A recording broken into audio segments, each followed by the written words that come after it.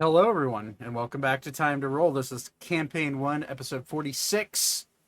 Um, as you can see, there is no green screen like I promised. Uh, Problem is that I just can't get the right mounts for it. It's being a bit of a pain in the butt. Um, yeah, those are fine. Okay.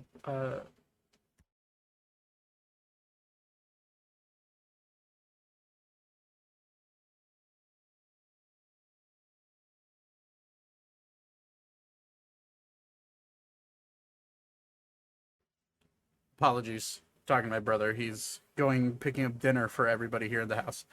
Um, so, uh, few things. Green screen is coming. It's really just a matter of my dad and I finding the time, or my brother and I guess he's here, finding the time and the right hardware to get it safely mounted into the ceiling. The problem I'm running into is that how this house was built back, God, at this point, it would have been 35 years ago. Uh, the person who was building it was built by owner type house, and the way he did the ceilings is really strange. So there's not as many studs to put in, uh, like good screws to keep up a 20-30 pound green screen. So we're trying to find workarounds for that. Um, Thanks, Mousy. Yeah, okay. But yeah, there's not a whole lot to go over. We have a full house today for the first time in a long time. So let's get into it. Hopefully it'll be fun. Your studs are 24 inch, dude. They did it kind of weird. So it's like they did like it's almost like a checker pattern, and for like half the ceiling, and then there's just like gaps where it's like literally like 60 inches of nothing. And it's just drywall because they cheaped out. So that's the issue I'm running into, and trying to hang a 30-pound green screen where I have to have enough support to pull it down it's rough. But anyways, enough about that. Um, just an update on that, because that will immediately upgrade this stream setup. So I'm excited about that. But let's get into the story. We have a lot to go over, and let's go do it. What am I doing? That's what I'm doing. I've been doing this for like a year and a half now. I figure I know what buttons to hit, right? Fine. Take go. Yeah, Zach does seem like the type of person who would screw a bunch of studs. Yeah, probably. Damn. He's been drinking, but his face is so red. You've been drinking, boy? No, I've been How much you had to drink tonight? I've been outside since 11:30. Leave me alone. It's humid as hell here. We need to talk about your drinking problem. Yeah, you got a lot of drinking, boy. It's like 95% humidity and 80 degrees with the sun out. It fucking sucks. Welcome to Alcoholics Anonymous. At least you're not in Texas. Yes. Yeah, I know. You got Greg Abbott there. Well, I meant like it's 109 there. Oh, Jesus. Yeah. No. The first time I went to Arizona, it was 120 the entire week I was there. Awful. I Awful. hated everything. So bad. Well, everybody, we'll go with a little bit of a recap real quick, since some people did miss last session. And then we will get on with the game. So last we left off, in search of aid from your old traveling companion, Alan, the Sage of the Black Run Forest. You traveled onto one of the few charted paths running through the forest outside of Keister. In search of him, you did battle with the flora and fauna of the Black Run Forest, where after some quick thinking from your resident druids, you were able to defeat one of the many ancient ents that call the Black Run Forest home. After some shenanigans with the bridge crossing the branch of the Stilta River that rolls through the forest, with Ori being Ori for a brief moment, you were reunited with your good friend Alan, right on the other side of the bridge. He had seemed to pick up on the the disturbance in the forest enough to come and check out what was going on. Afterwards, you followed him back to his quaint little hovel of a home that was hidden in illusion magic, placed by himself. There, you entered into his home and were offered all sorts of baked goods, pastries. Alara was offered freshly squeezed apple juice. Happy juice. And you all started to discuss your planned journey ahead and why you were needing to find Alan and seek out his help. After describing to him the events of the world that have transpired within the last few weeks, you, through some really high rolls, you convinced a man that was not willing to do anything but live in his own home to follow you on another grand adventure. And that's where we left off last session. So, guys, you see Alan walking into his home, walking into his room, ready to prepare for the journey ahead. What do you guys want to do? I'll just sit here and wait for him to be done and ready. Same. I'm gonna start eating all of his food, I mean, you guys are doing that already, but that's fine. like Yeah, he served aggressively. us. Just gonna walk around and start picking that food and eating it.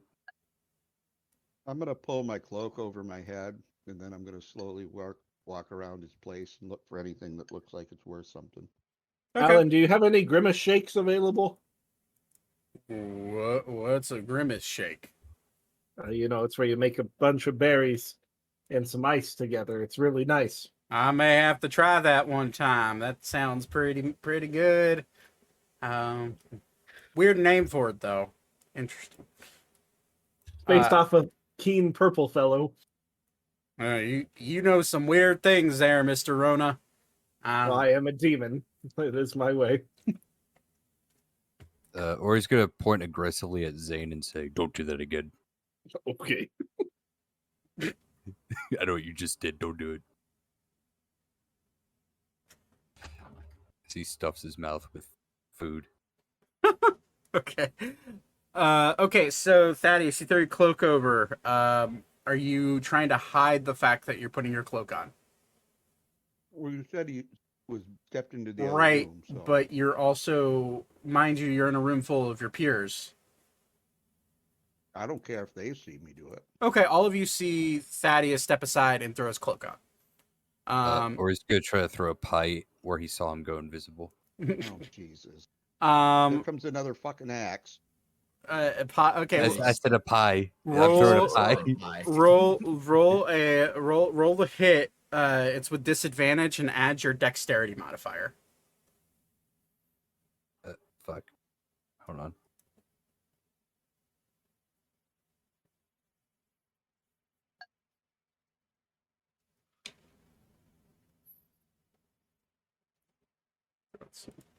Sorry, I was struggling. What's my dex at? It's like +2 or +3, yeah. Well, I didn't roll that high. I think it's gonna be like a 6. Yeah, no. So all of you just watch Ori just like look at Thaddeus disappear and just like go to chuck a pie, but the pie slips out of his hand and just like sails over where Thaddeus's head would be, and slams into the wall behind him, right next to the loom. Okay, Thaddeus, you are invisible and you cannot be heard because you are on a solid surface. Make a where in the home are you trying to search? Any just all around? Like, is there a specific thing? All around, like anything, like looks like it might have something that would be of value. All right, make an investigation check for me.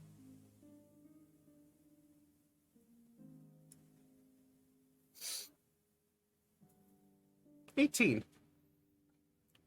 Looking around, it is a humble home. What you see are various searching without going too far into detail of. Are you trying to open up cabinets? Are you trying to just look No, just laying surface area? Okay. If I open cabinets, they're gonna know where I am. So there's so what you do see after looking around, you see fruits, vegetables, of all sorts. You see cut wood, and what seems to be like a fire poker near the fireplace. You walk into what looks like a storage room. You see all manner of like dried meats and jarred vegetables and fruits. You kind of glance around. It's a homestead. It's nothing. It's nothing that out of the ordinary from say like any commoner's home. Does he have any booze? With an 18, you look around. There's not any like noticeable booze, but after some searching, you do find what looks to be a very, very dusty bottle of what looks to be some sort of wine, but there's no marking on it, and it looks like maybe it was made homemade, maybe it wasn't. But it does look like wine, and it is in what looks to be a wine bottle. Is there just one of them, or is there multiple? Just one. And it's I'm not going to take his last bottle. Why would you be looking for alcohol, Todd? You have an alchemy jug that just makes it for you daily. Because I'm a thief. It's got an itch to Does scratch. he have any cheese? I'm going to take some cheese if he's got some cheese. I second that. any cheese you look in here, any cheese that he did have was already put on the table. Jesus Christ. It's because I took it. No, I'm just kidding. Yeah, I mean it's All right. it's in an attempt to look for riches and gold in a home of essentially a hermit. You're finding that the hermit doesn't necessarily have a lot of riches and gold. Is there a fire poker? Yeah. Okay, I'm going to pick that up. Okay. I'm going to stand behind the chair. And I'm going to pitch it at Ori. Okay, roll an attack with advantage because you're invisible. And yeah, since he doesn't know where you are, it's also sneak attack if you hit. What should I roll? Roll a d20 and add your dexterity modifier.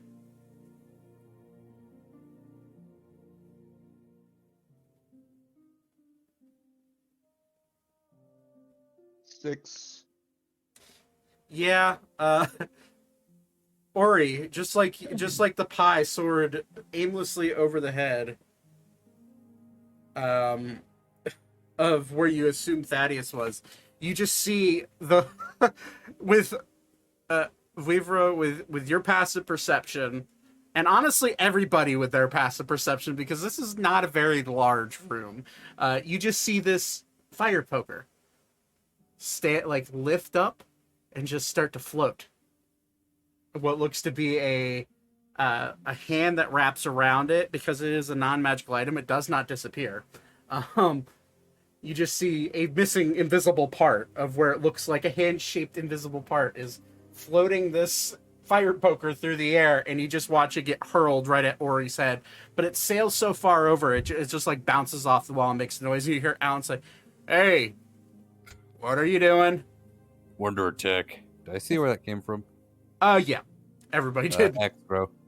You throw your axe? Okay. Roll an attack. I'm behind the chair. Half cover. You have half cover, so add 3 to your AC. Give me a roll at disadvantage.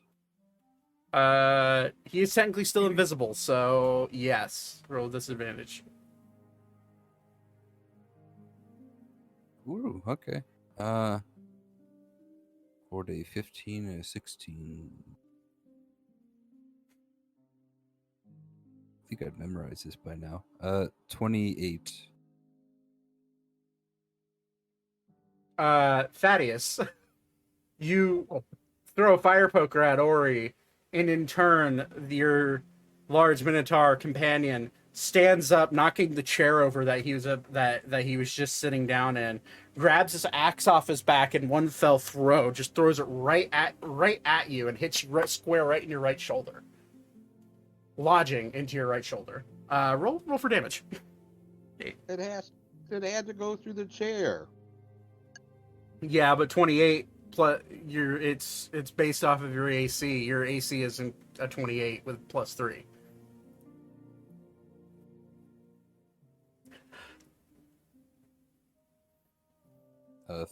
30. Thaddeus, you take 30 points of piercing damage once you have an axe thrown at your a great axe hurled at your shoulder yet again by Ori. We're under attack. Or runs over, grabs his axe,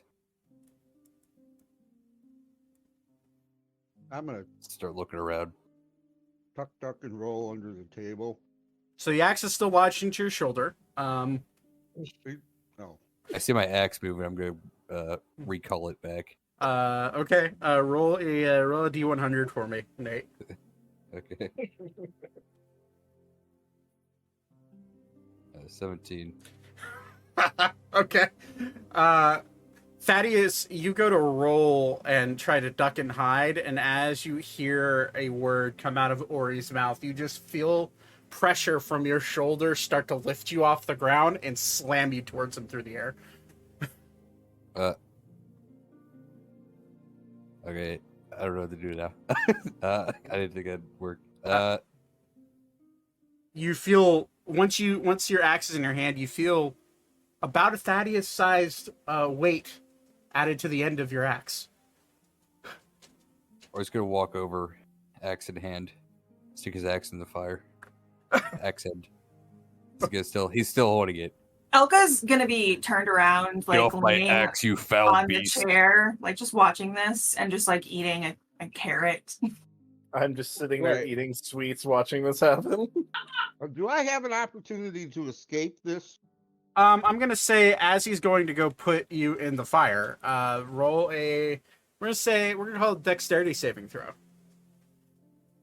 Actually, he'll like pitch it, like try to get him off the axe, like sling him in instead of putting his axe in the fire. Okay. Well then, yeah, roll dexterity saving throw to see if you land in the fire or not. We'll take it's not with advantage, but yeah, 19. You feel blood. You see blood come off your axe, Ori, and you see but you don't see it. Thaddeus, you get flung off this axe, and you're able to catch yourself on the top of the fireplace before you go flying into the fire, and you don't take any fire damage. At this point, Todd, roll a D100 for me. So that's a D10 and the percentile die, or you can just do it in the 67. Okay. So your cloak, after being flung off, the hood of the cloak falls off, and Ori, you now see about a good foot cleave mark in the shoulder of Thaddeus, bleeding now profusely, standing there looking at you. Thaddeus, what are you doing up there? Dodging your axe. Oh, my Again? This is the first time. No, it's not. Well, actually, maybe this might be the third.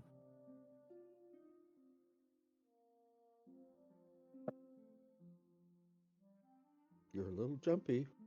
No, Don't I throw need to- things at me. you threw a pie at me. I threw a pie. I didn't throw an iron spear. I tossed it gently. If I wanted to hit you, I could have. That's really mean. All right. I need to patch this up. At this point, you see Alan walking out with what looks to be a fairly good-sized traveler's pack on. It looks like he has a bedroll strapped to the top of it, like a pot of like the what looks to be like some sort of like metal forged like cooking tripod. And he walks up. What in the hell happened here? Ori, why would you just throw your axe at me?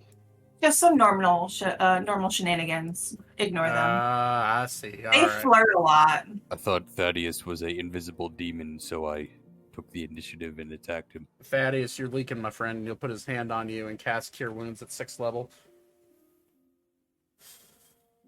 Because he just has the. Actually, he'll do 5th level because he doesn't have. Yeah, 5th level. So.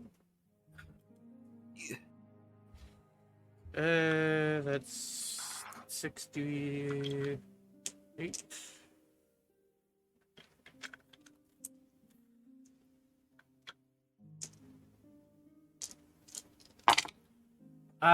Thaddeus, you heal.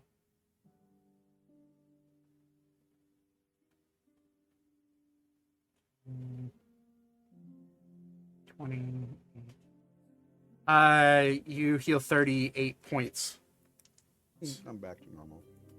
And you just see Thaddeus's wound just fully close up as he casts this Cure Wounds.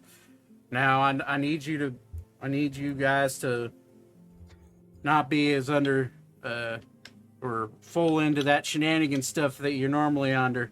If we're going to be doing something as grand as you're talking about here, all right, I expect there to be some level of professionalism as we travel along, all right? It's Yes, brother- Thaddeus, stay professional. It's brotherly love. Stop it, you big oof. We're not related. Are you secretly a Minotaur? Maybe. I think he may be half Minotaur. That'd make me feel less lonely, honestly. You're welcome. I've only seen like maybe 2.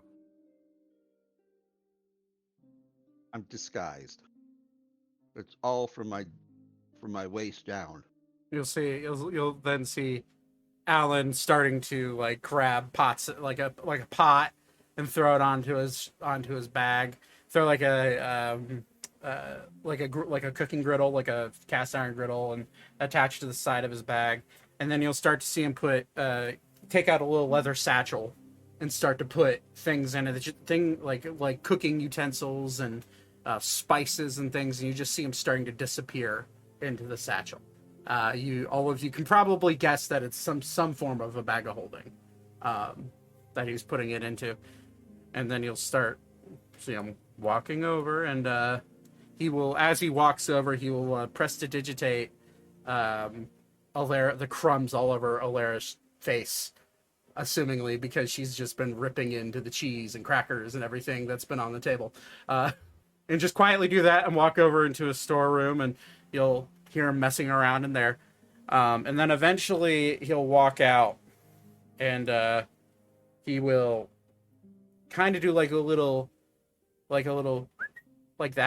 whistle, and you'll see what looks to be a black cat just walk out and out of his bedroom and stretch, and then jump onto his shoulder. He's like, "All right, I got Helga. Set, hon? Good." And he'll like wave his hand at the fire that's still lit, and you'll just watch the fire just go out in the fireplace. All right, well, unless you guys want to keep eating, I'm ready to go whenever you are. Yeah, we can get back to Keister. Can I take a quick bath? We'll throw you in the river. Yeah, and then you'll just see him like wave his hand, and he'll prestidigitate as much as he can off of you. Oh, thanks. I'm just gonna grab a bunch of the veggies and like put them in my bag. All right. Well, it looks like we're all set. All right. I'm gonna look at Alara and say, "I just want one small piece of cheese. Don't bite my arm, please." She's gonna hold up her slice, and on like the tip corner, she's just gonna be like, and hand this little tiny crumb. Why, thank you, dear. She'll blow a little kiss. All right. Well, let's get a move on, I guess. And as he walks out, you'll see the black cat on his shoulder, like, disapparate. Oh, I guess she's going home. All right. Well, I wanted her to come with me, but she'll show up eventually. And he will lead you out to the front. As he leads you out to the front, there's this like little what looks to be a wagon, and it's like he looks at all of you. So what's the form of transportation you want us to take? I sure hope it isn't one of them fancy dancy sky ships you made me fly on that one time. No, bad no, news. we could afford one of those. Yeah, we're not that rich, Alan. Insight check. Or that famous. That's metagaming. Carol deception. Sure, yeah. Roll deception check. That's my. You're trying to legitimately lie to the man. Oh, I got +2. Let's go. Fuck. 18. 28. He looks at you. Oh heck. All right. Well, I guess guess I'll just have to deal with it. All right. And he will You start. can come hang out on below deck with me. I don't really like it either.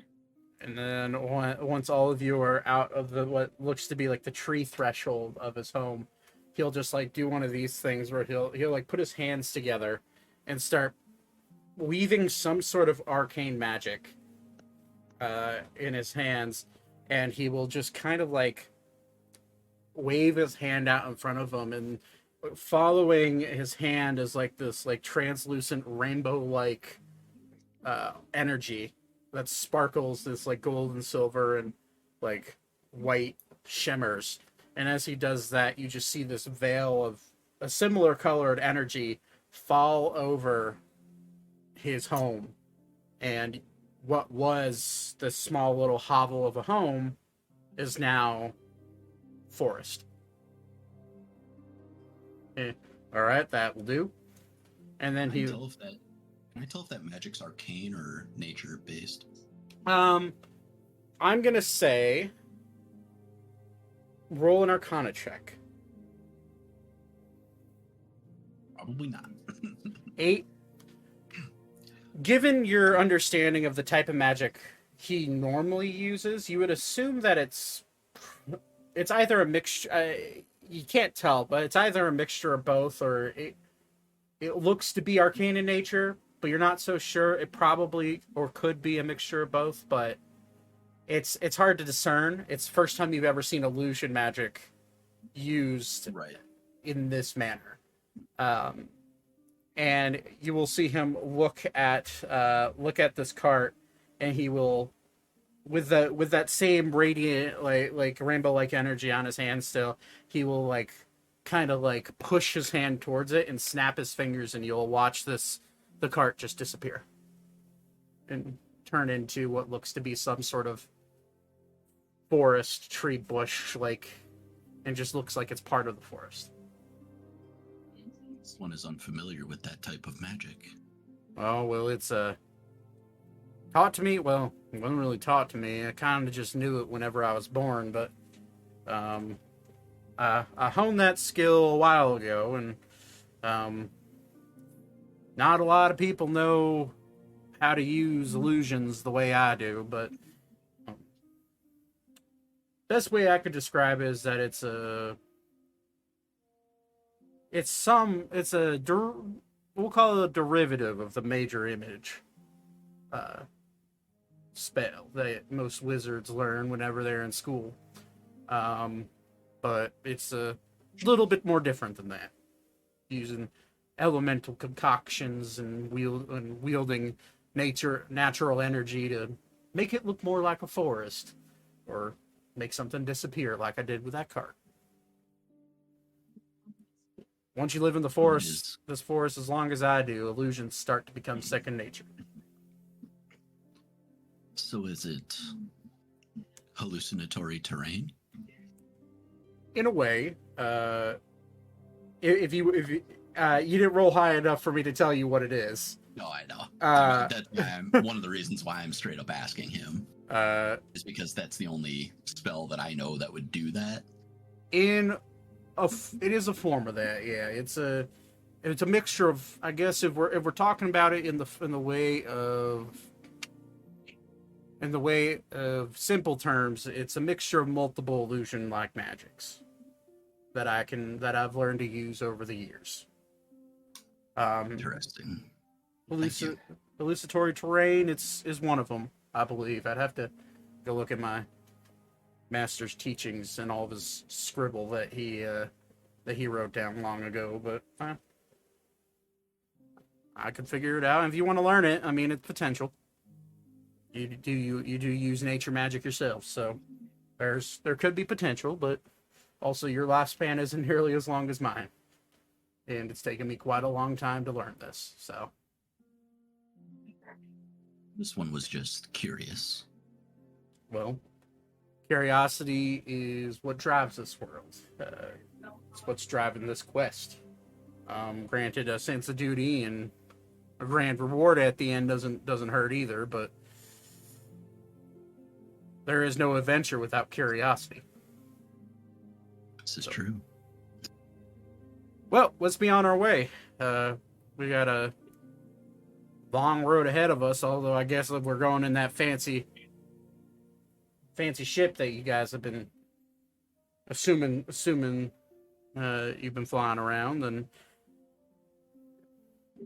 we'll just we'll get there. We'll get where we gotta go any moment. And he'll just start walking towards where the bridge was. And at that point, you guys will find your way back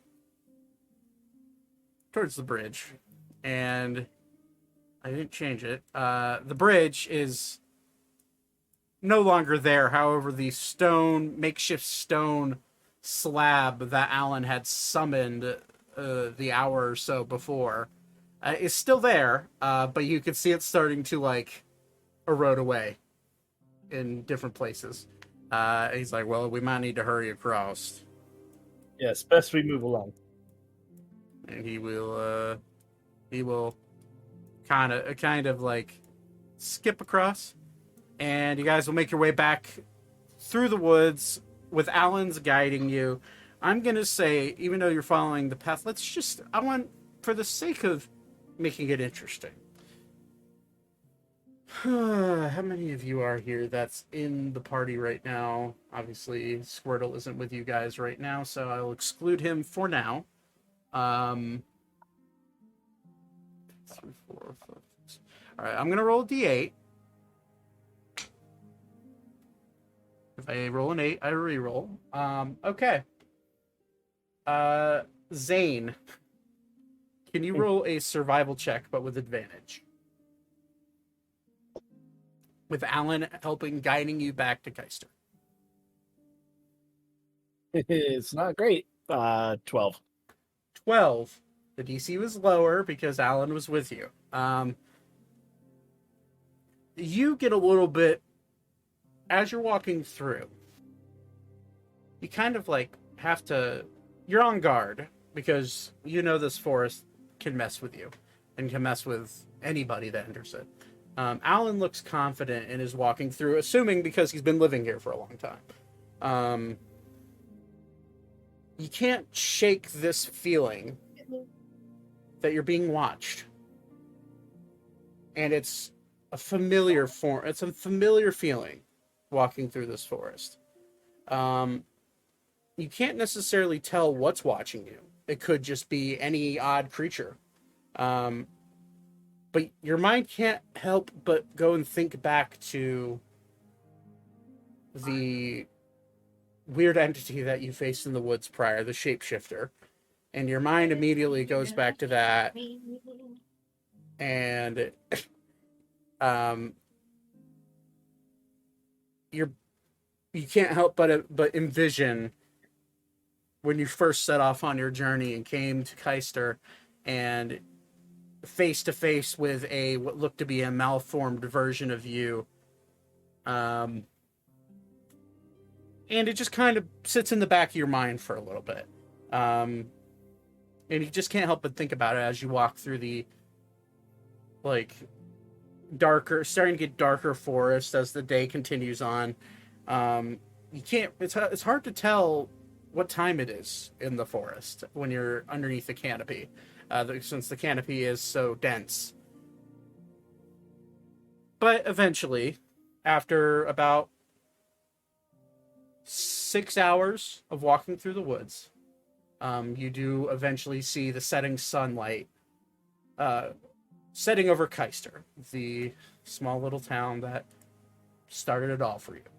And as you make your way back there, you do, in fact, see a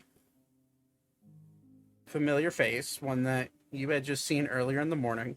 Where the heck is my Keister map? Am I just dumb? I am dumb. And you do see Arya sitting on top of the founder's tree. What looks to be, I'm gonna say,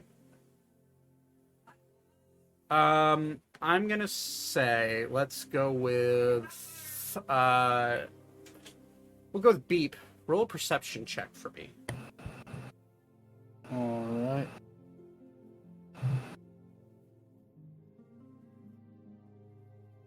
$17. 17. You kind of look, and you're the first one to really notice this, other than Weavra.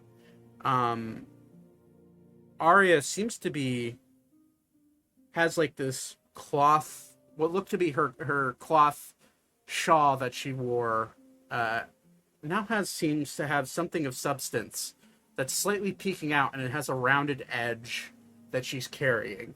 And she's kind of sitting there, kind of looking off in the distance, not really looking at anything or anyone. And as you walk in, Arya, you notice your friends along with a giant, which you do recognize, a giant furbolg man, Alan, leading them towards your hometown. And as they walk up, you do spot them. Well, hello. Hey. What y'all up to today? Well, we found Alan. He's coming with us, so Well, that's good. Sorry I had to take off so soon. it's all right. It happens. Yeah, my dad just needed me all of a sudden, and it's very weird. Yet he deigns not to show himself. Yeah, he's something else. I give him that, but yeah, he made me rush off and leave y'all because he wanted me to watch this little egg. It's like the size of a small coconut. And I had no clue what it is. you guys, Would you say it's a lovely bunch of coconuts? you guys No, do. it's just one. You guys do see this little egg, and as you look at it closer, the tip of it is has an orange and yellow coloring to the top of it, that it's just barely peeking out of the scarf / shawl that Arya's wearing. Is it hatching? Make a perception check.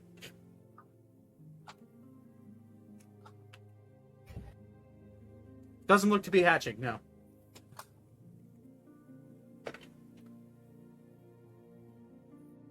Interesting. Did he say what the egg is? Nope. I basically met up with him. He said hi, handed me the egg, and left. That's all I know. Interesting. Is that coming with us? I'm assuming you're coming with us.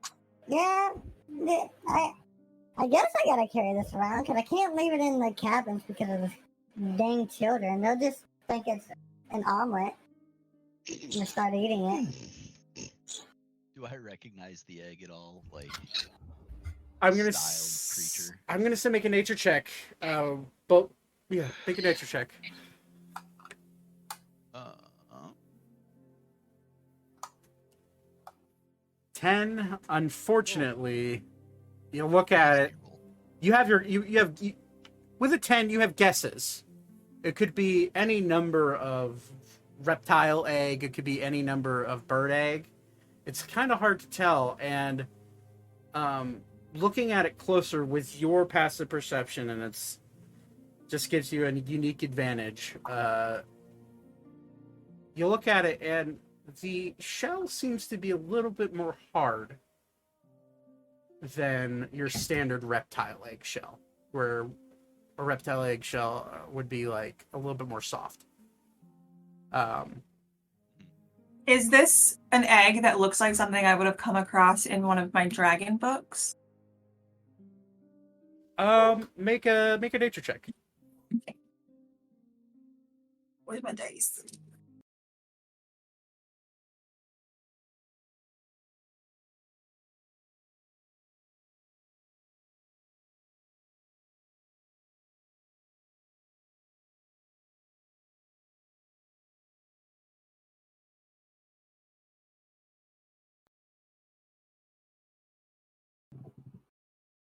Or DM list.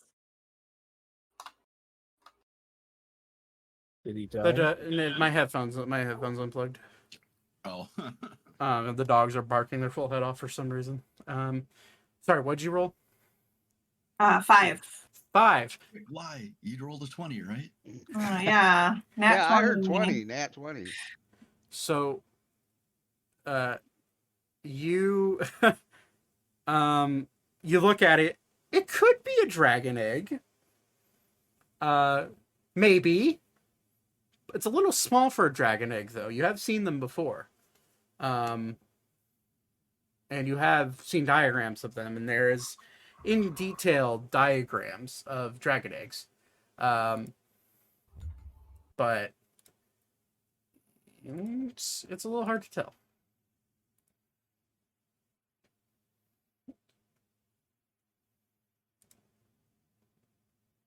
Okay, for some reason, Very well.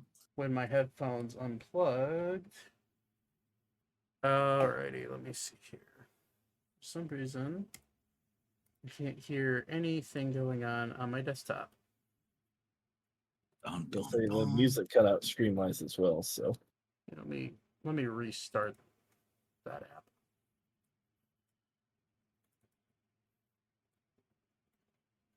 Is this something we should be taking with us? In all seriousness. I mean, she can't exactly just leave it. I don't see why we wouldn't take it with us.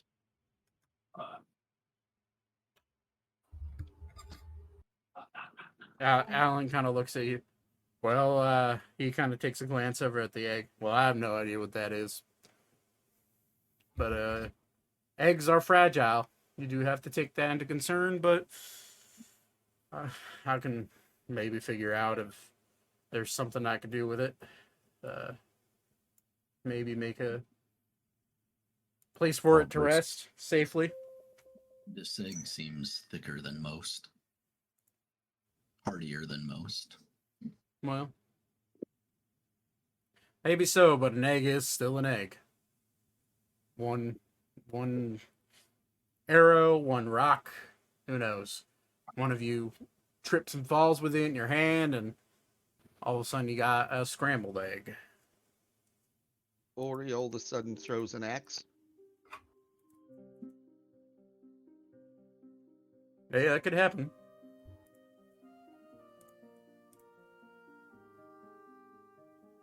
Music's back up, by the way. I just had to restart the app. Okay. Well, there's not much I can get in this here town for me to be prepared for a journey ahead, but if you it is getting late, is your fancy dancy ship close by, or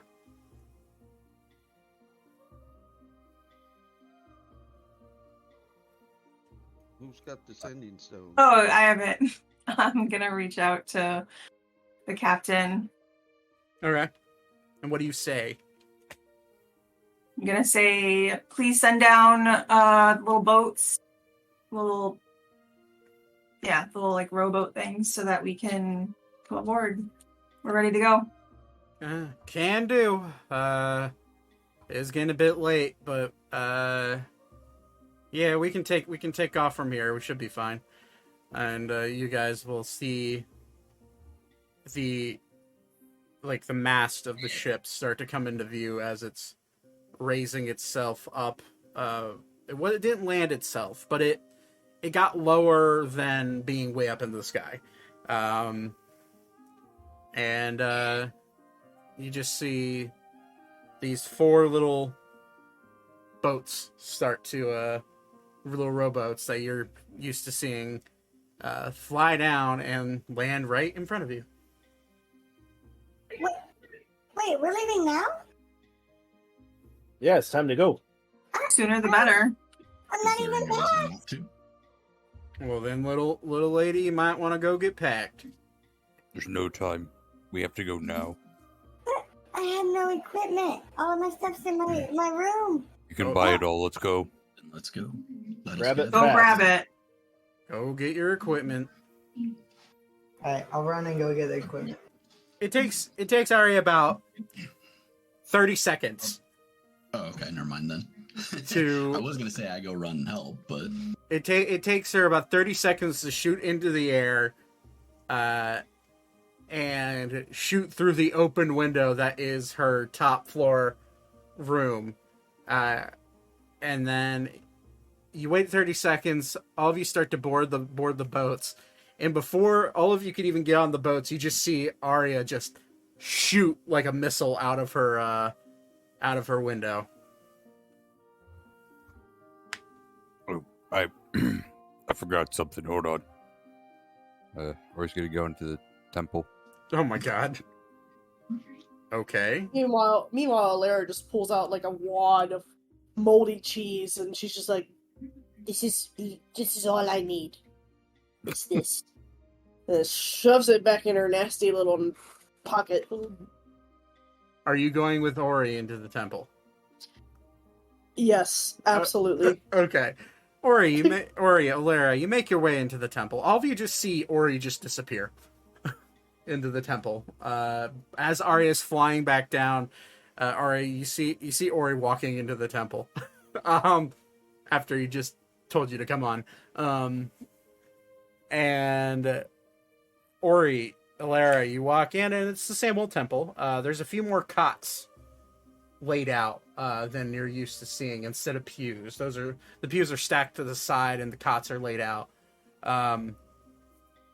And without Always gonna grab a blanket. okay, you grab a blanket and you look around. There's no one inside this temple right now. Okay, he's gonna go upstairs. Okay. So how many floors to this building? Only 2. And if you remember correctly, you have to enter into what looks to be some sort of office, probably Baxter's office. So first floor, then basement, or not basement, then attic. Yeah, it's Okay. it's first floor, then like people who actually live and work at the temple. That's where their bedding quarters are above the office. And the stairs that you need to go up, if you remember correctly, were broken. They're no longer broken. You look at them; they're made out of wood. They're fair. They look pretty new. They look used.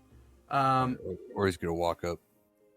You got to put 1 foot on the step, and you're able to put your full weight on the wood. And you walk up. You have to mind your horns. This is not if you remember correctly, this is not a staircase meant for. It's like walking sideways, or his horns point like out. So I guess he's kind of looking down a little bit. Yeah, you just awkwardly looking down. Alara's having to duck her head down so she doesn't hit her head on the banister. And you do make your way up the stairs. Each step you hear the splintering and cracking of wood, though. And eventually do make up the 10, 12 steps to the top. And you Is that hole in the ceiling there? well, if you remember correctly, the hole in the ceiling was inside a room. I assume you're just going. Yeah, you he's would going there. you'd I'm going to remember, see yeah. the rat. Okay, so you make your way into the what seemed to be abandoned room. It is unlocked. In fact, the door is no longer there. And you go walk in, and there is still a minotaur head sized hole. All right, or he's gonna poke his head through it. Okay. Lex, do me a favor and roll D100 for me.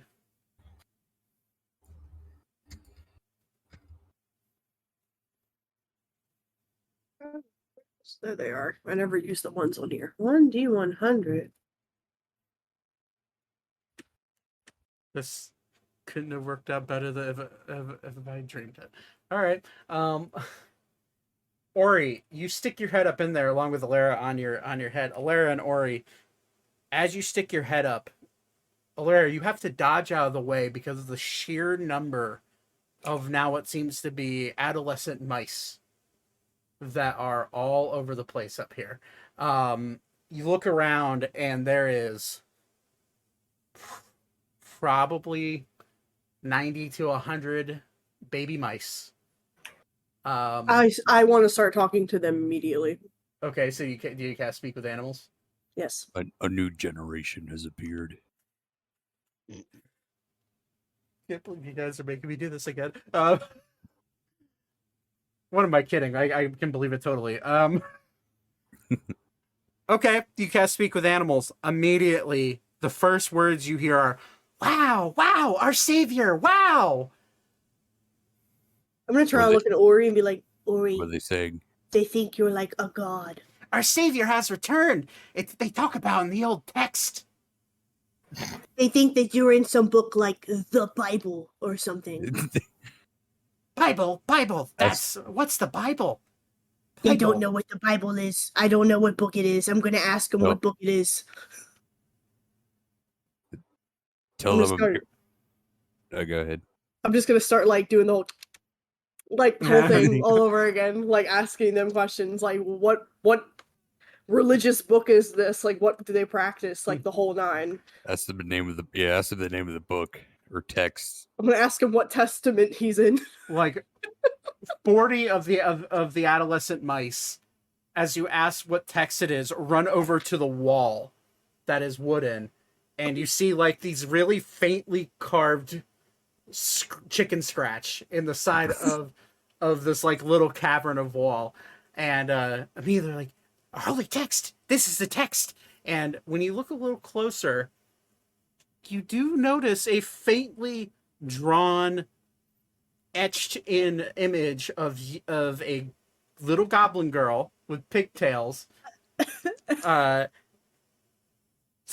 like what looks to be like like almost like a stage, because it's just a flat line where her feet are, and it shows her with her arms, what looks to be her arms raised out, and above her, behind her, is this really fucked up looking drawing of a minotaur with giant horns, and it's just like these lines coming off his head that look like sun rays that are like really shittily drawn, and they're like, our savior, our Ammriel, our Lord has returned. They're worshiping you. You're literally their god. I'm worshiping you in this picture. Look, I want you to tell them something very important. Please don't touch them, because if you touch them, know what's going to happen. Don't pick them up. This is gonna be really. This is gonna be really funny. Tell them I'm here to take them to Valhalla. Stop. I said stop, like Alara. That they should follow me forever. I'm gonna turn around and look at them. Mice, listen, it's very important. If you continue to follow the almighty Ori God, you, my friends, my travelers, my strongest soldiers, will find yourself in Valhalla.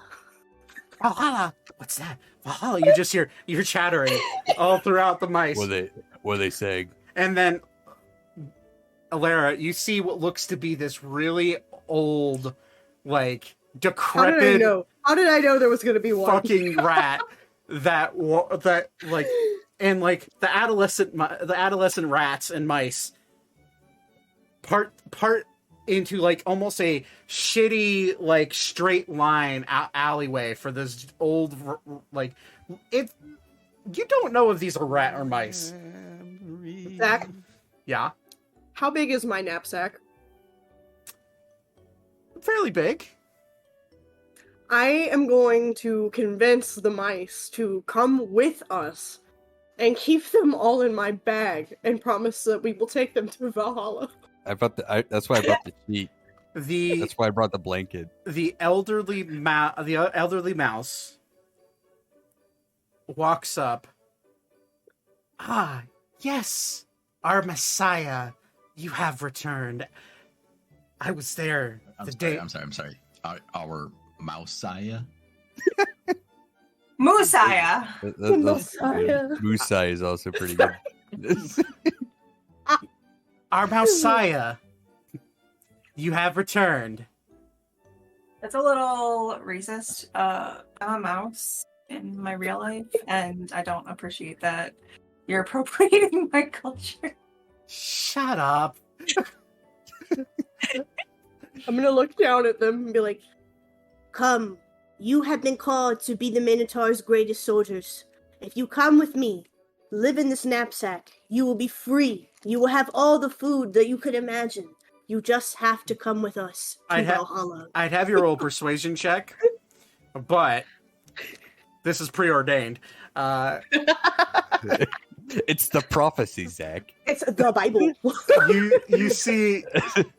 You see the older mouse, and this mouse is fucking fat and decrepit. Look at all of my children. Just like the scripts have foretold, our Messiah has returned, and now we shall each just drink this Kool-Aid. It will Oh my God. we can now follow them to the Holy Land, which is Valhalla. I don't know what that is, but I trust them. Let's go. It's like paradise. I'm gonna just open up my knapsack of moldy cheese and thingamajigs that I have in there. I think they should. For them. I think they should just follow behind us. Can I would actually like, so they can follow behind us, but can the elder rat like ride next to Froggy on my head? Oh yeah, that'd be like, great. The elder frog. I mean, the elder frog. The elder mouse.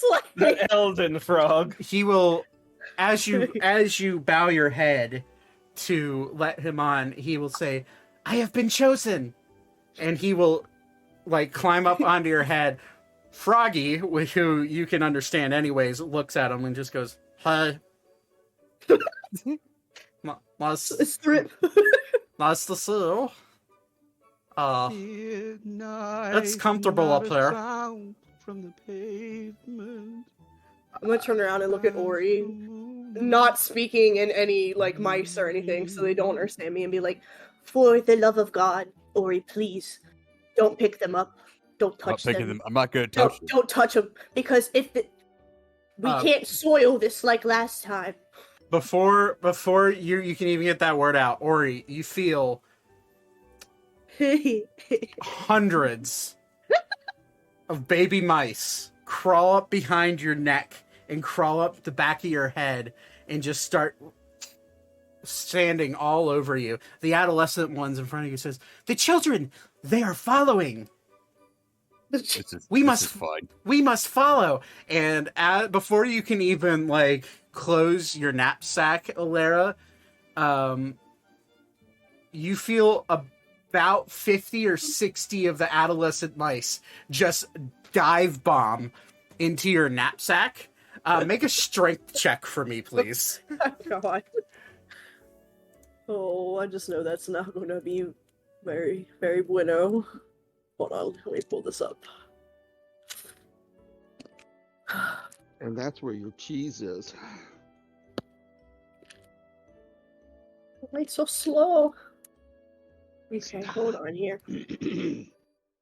Strength check. Where are you? The big number on the left.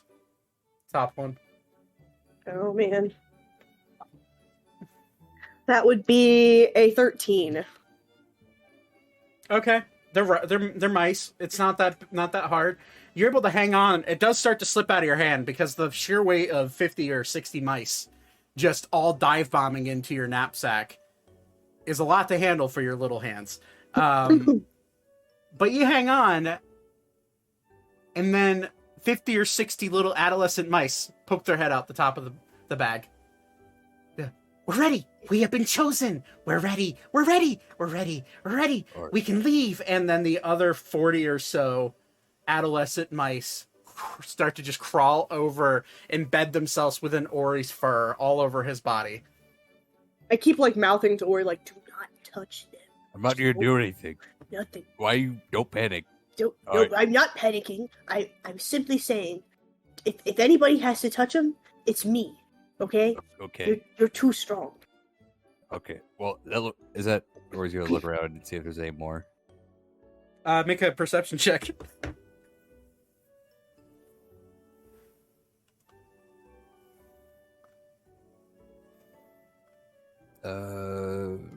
14.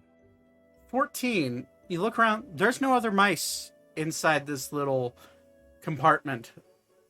Inside this little, like, ceiling compartment. However, you do start to feel this kind of odd, warm sense start to fall over your entire body, from your head to your toes, and you start to feel a little bit wet. Oh. And then you start to smell what smells like pee, urine, and you look around, and Alara, you feel on top of your head the elder rat also starting to urinate, and you hear them all say, "This is our world now. It is safe. We have marked it for us." Hey, okay. Or he's gonna Don't touch him. I'm holding myself back so much. Do not touch him. Just Tell them Well, they are not supposed to do that. If they want to do that, they have to get off me, or I will kill them. I want you to tell them I'll kill them if they do that again.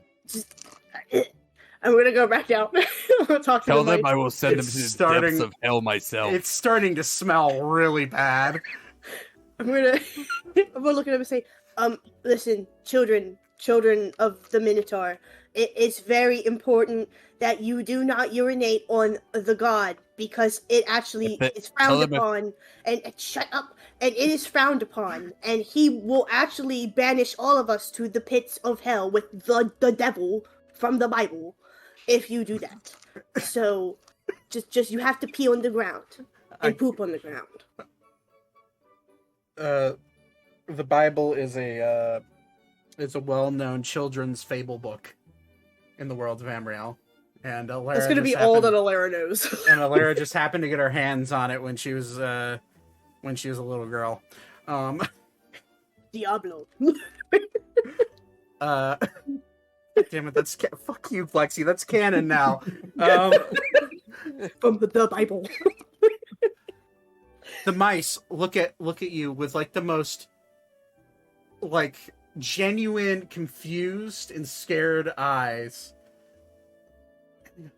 Oh, don't be scared. This is our new world now. We must mark it to make sure it is safe. It's Ori, okay, it is marked. You're right, but just don't mark it anymore. If you have to pee, just go pee on the ground. I swear to God, please. tell them if it happens one more time, I'm going to kill them. I'm gonna turn around. If I feel a drop of piss on my shoulder, I'm gonna throw them to the ground. I'm gonna roll on the ground and be covered in their blood and bones. I want you to say every word of that. You know what? I'm actually going to say it. Yeah. I want them to fear me. I'm actually going to say it. So I can turn around and look at the mice and be like, I would like to pass on a message from the god himself. If you piss on him one more time, he will kill all of you and roll around in your blood and your bones. Tell him it only takes one. And it only takes one. If my children. If one rat pisses on me, they all die. If one rat pisses on him, you all will die. Please, no more pissing. Make an intimidation check with advantage, Lexi. I don't have no intimidation. Can one of them possibly be so scared it peed? Oh, okay. That actually, I rolled really well. That would be 21.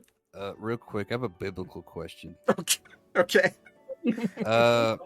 Who's the angel who's the messenger for God? Michael? Is it Michael? I think it's Wait, we have just like a biblically accurate Hold on. angel. It's like a Michael furry with 10 eyes. Michael or Like- Gabriel, one of the two. Yeah, I think Michael it or might be Gabriel. Gabriel. I feel like it's Gabriel. Okay. Hold on.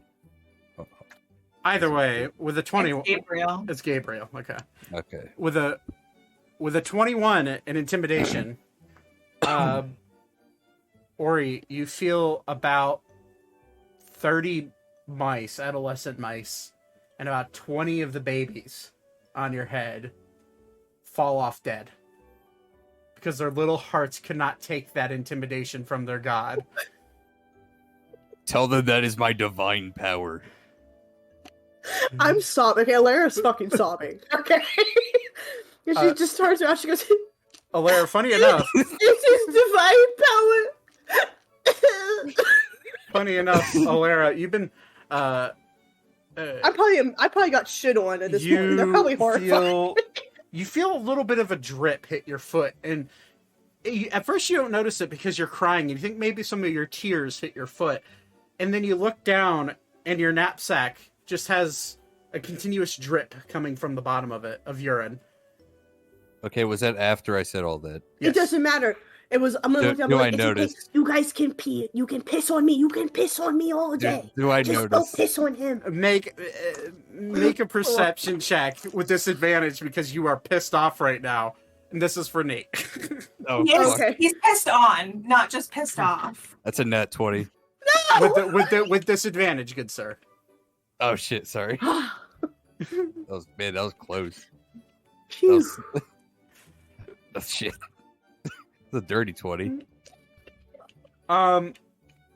You do notice okay, with the dirty 20, it's hard to tell in the bag, and it's hard to tell if it happened afterwards. So your judgment call is up to you. But you do notice the drip falling onto Alara's foot from the bag. Was that I'm after? gonna look right Alara, at tell him. me right, Alara, tell me right No, now. I'm was gonna after look I said him all dead that. in his eyes, my big beady yellow eyes, full of tears, and look at him and be like, "Ori, don't you dare! Don't, no, no!" Just start getting so upset. I start hyperventilating, and I just take the remainder of the babies out of the bag and I hold them. I'm like, "Don't do it! Don't touch them!" Alara, I told them that I would kill them if this would happen. Actually, no, I told them. I was the one who said it. You can't speak to mice.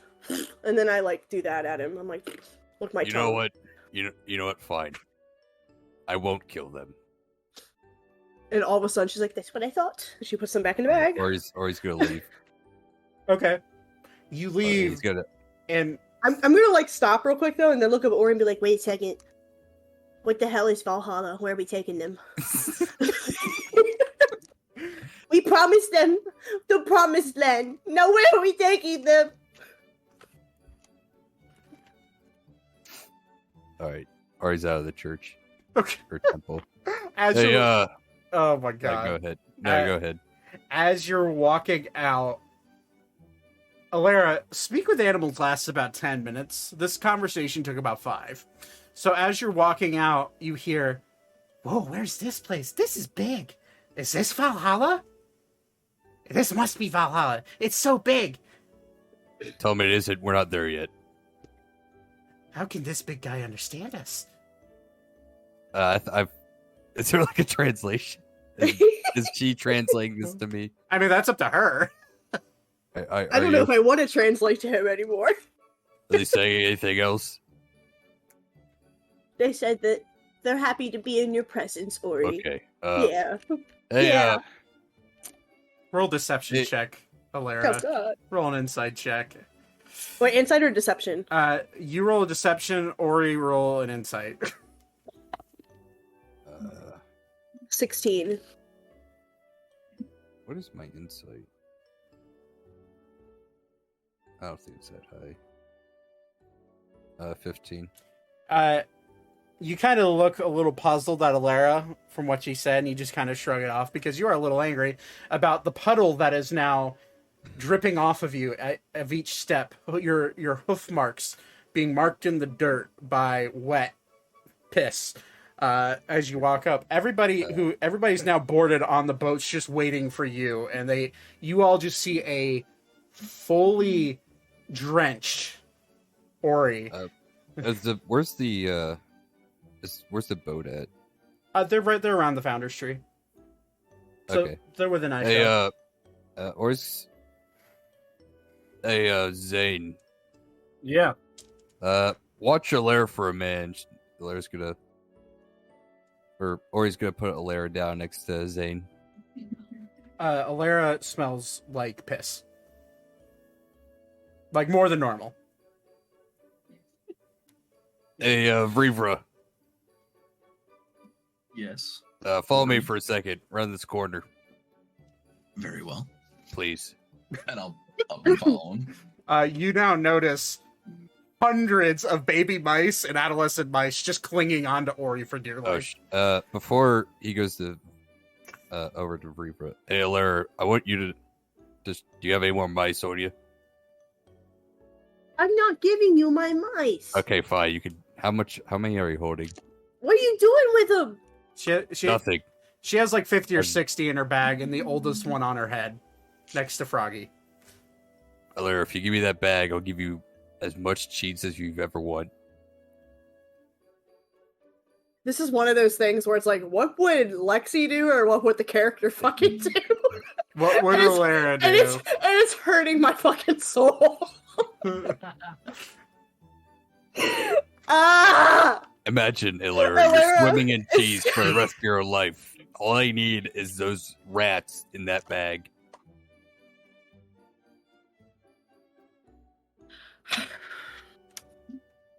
Alara is going to be holding the bag and immediately hear that and go, drop. Drops the bag.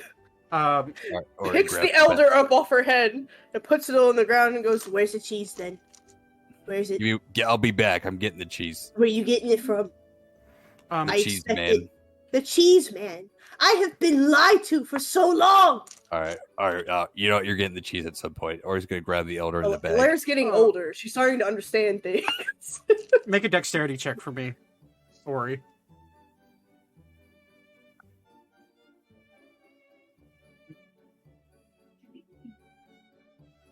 Uh, 18. Okay. As you go to reach down to grab the elder rat, Alara, at the last minute of your speak with animals spell, you hear, "What is going on? I have been taken from the Holy Land." And as he says that, you see a spectral white owl shoot down from the tree, grab the elder mouse along with one of the baby ones that is standing next to him, and shoots up into the sky, and you hear, "What is happening? Oh no!" Okay, well, that take care of that. Hey, Vrivra, I need you for a minute. I'm gonna stop real quick and be like, Ori, listen. Nope. No, you're gonna listen to me. And I put my little finger out. And I'm like, I know I love cheese, but I also love animals. I love animals a lot. And if you love me, you'll let them live. You'll just let them Okay, how go. about I let you keep one? Just one rat. I'm standing here, listening to that part of the conversation. Just pure dog hearing strange noise, head tilt going on right now. One rat. You can keep one rat. I will keep one rat, but you have to let them live. Just take them somewhere. Yeah, I'm getting them out of here. Yeah, I think you mean dispose of them. I'm disposing of them off my body. I'm gonna pick a random baby. I'm gonna put it up on my head. And I have one now. But I'm like, I mean it. I'm like seriously gonna look Ori dead in his eyes and be like, do not kill them. Just let them live a happy life. Or I'll run away again and you'll never find me. And I mean it. Alara means it. She's mad, okay? Alara, these rats live for like 2 years. Well, I got a goldfish once from a fair, and it lived for like 5 years. So, anyways, That's a fish. That's a whole other species. Alara's gonna be like, when did we get the fish? We're talking about rats. she's I mad. also like to point out that she's 4. She's mad. I'm pissed. She's pissed. All right. I'll let him live. Like she's already gathering up her knapsack and she's beginning to run away. Like that's how mad she keep is. one rat. All right, I'm gonna need you here, over here still. Yes, if you don't mind. Okay, just follow me around the church. Walk around there. Okay. See, what I was gonna ask you to do is to set me on fire to kill all the rats, and then throw this bag down and set that on fire. But since she's so mad, I'm just gonna let them go. Do I ever overhear any of this conversation, or am I just so pissed I've done? He's whispering that. You're about a good 150 feet away from him, and he's around the church, so probably not. You just see him walk around the corner with Vivra. This is like taking the. Can you speak with animals, Vivra? I would need 10 minutes to do so. Okay, we don't have that kind of time. Okay, or he sets the bag down.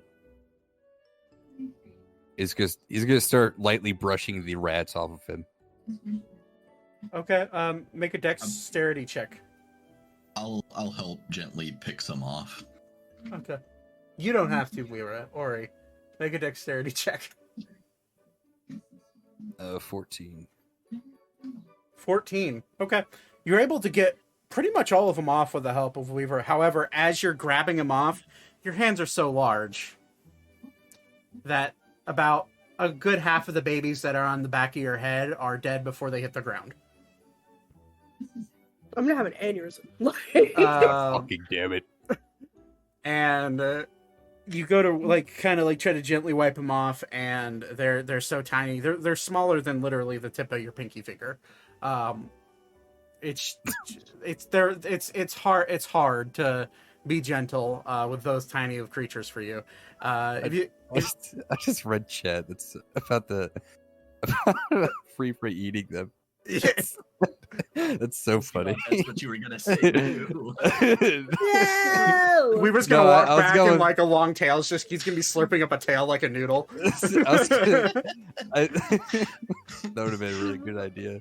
I was legitimately planning on rolling a Constitution saving throw to figure out if I was hungry or not. Oh my god!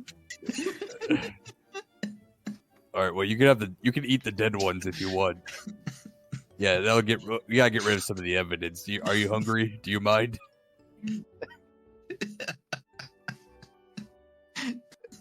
This one could eat. Okay, well here's a bunch of dead ones with this dirty dirt here. It's like eating popcorn chicken for you. Ooh, this is not fucking Burger King. You cannot have it your way. No. Clearly, he already is having it his way. Are all the rats off of me? At this point, yeah, and a lot of them are still standing up, or like sitting on the ground, staring up at you and just squeaking. Or he's gonna scream as loud as he can right at them. Make intimidation. You know what? Never mind. I don't want to give him a heart attack again. I was just saying we get intimidation check. Or he promised. Or he promised. He tried his best. All right, let's go. We got shit to do. Do you collect like 40 or 50 baby mice that are dead on the ground? Oh no! I just grab a handful. Okay. All right, hey, make sure you're like there's nothing on your mouth, like no rat tail sticking out. Oh, I don't want Lara freaking out again. Is there something in this one's teeth? Or he squints a little. You got a little rat fur, but I think it'll be all right. Yeah, it'll be all right. That's so you got a little. Here, let me brush. You got a little rat paw. Hold on, let me brush that off for you. All right, we're good. He'll put up a thumbs up. Let's go. We gotta save the world. We gotta save the world now. I feel like this is all my fault. I tried. Let's just put everything into a harsh perspective of the rat one shot I'm writing. Of most of their future in that one shot. So you know. All right, we gotta go before they form like an army and seek vengeance upon me or something. This one is very confused. Yeah, the rats worship me as their god for apparently. I think you need a bath, or And then they pissed and shit all over me because they thought it was like I was a landmass. What in God's green earth is that stench? It's probably the urine Thank he's you. talking about. Like you do some magic on me. Oh, I mean, I can't really get rid of the smell, but I can get rid of the God, liquid. Fuck it. I just wanted a bath. And he kind of like waves his hands out the best he can and cleans you up with prestidigitation. You hose me down. He will, like a water spell or something. This one does not have create water prepared. I think Alan does. Hold on, let me see. Oh my lord, I am not going on the ship with this stink. Alan doesn't have create water. I am actually like so upset because I truly don't know if like Ori killed them that I did run off. Or, Alaire, I assure you, most of them survived. Most. Yeah. Listen, Alan will use create water, and just Wait, do I get a bath too? He'll cast it I twice. fucking hope so. He'll cast it twice, and he'll hose. No, a little stinky. He Ray will. has his arms spread out like he- above. He has them like up above his head, and he's just going in a circle. He will cast. He will cast create water at 3rd level. To create 30 gallons of water and just hose Ori down the best he can. And then he'll cast create water at 1st level to wash Alaire off as well. And then he'll prestidigitate the water away. Well, it's the smell's kind of still there. Now you just smell like wet dog and piss, but you know, at least you feel clean. I will start druid crafting flowers and kind of like put them in Ori's hair very not carefully, not artistically. I'm just like sticking flowers on him. Mousy, you have to draw this. you have to draw this. What am I getting? There's like That's- a scoped Ori. There's That's like canon now. It's a flowery Ori. it's like I'm a- a Pretty dripping boy Ori. wet, smelly, flower-covered Ori. Beautiful man. Like yeah, Let just me write this down. I feel like I'm getting married right now.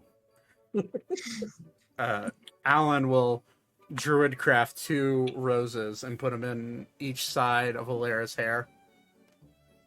See, he made me look pretty. Alan has a little bit more care with the druid craft than Weaver does. Weaver just does things for function, not necessarily for. Yeah, fair enough. We're complaining about Ori stinking. Weaver makes flowers. Okay, so all of you board the boats after this fiasco. This 40-minute excursion about with the rats, which is perfectly fine. I don't think I've laughed that long in a while. But you guys, we created the Bible. We did it. This is like Alaire's like original like villain origin story. Like this right here. This is how it's gonna start.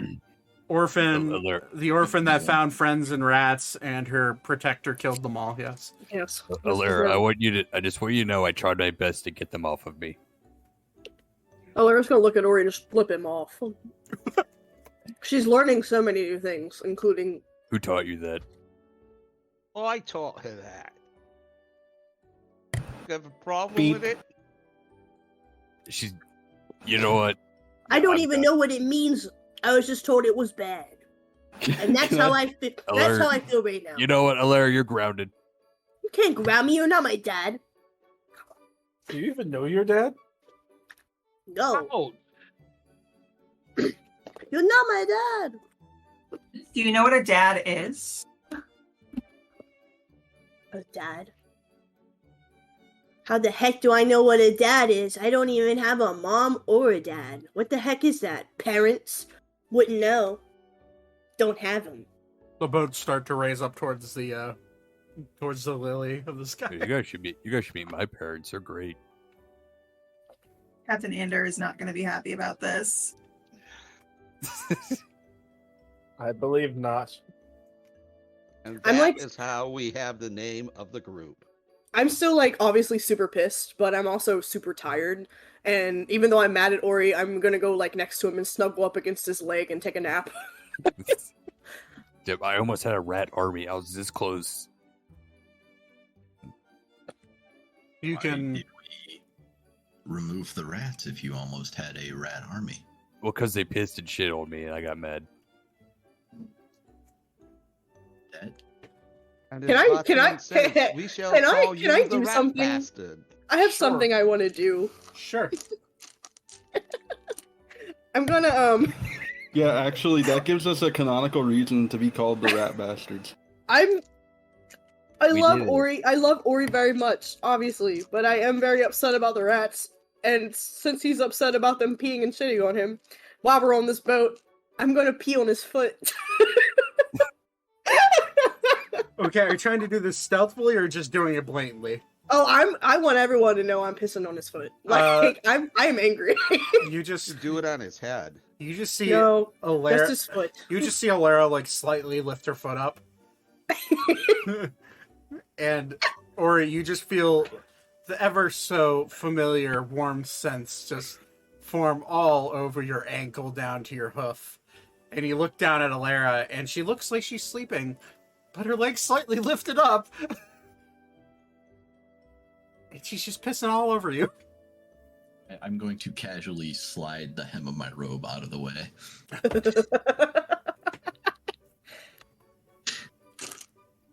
How far are we in the air? You're grounded. Sauce is to the ground. Sir? How high up are we? About at this point, about 200 feet. God damn it! Sir. No, he wasn't gonna do anything to Lara. Were you about to Michael Jackson that child? Oh no! Oh my god. LeBron! Take it, no. No, Yeetus the no, fetus. Ori wasn't gonna do anything like that. He's gonna. I'll tell you after the session. He's just gonna throw his. He was gonna throw his axe at like some random person down there and kill them instantly. Oh, it's just a random innocent civilian. It's fine. yeah. It's one of those children we saved.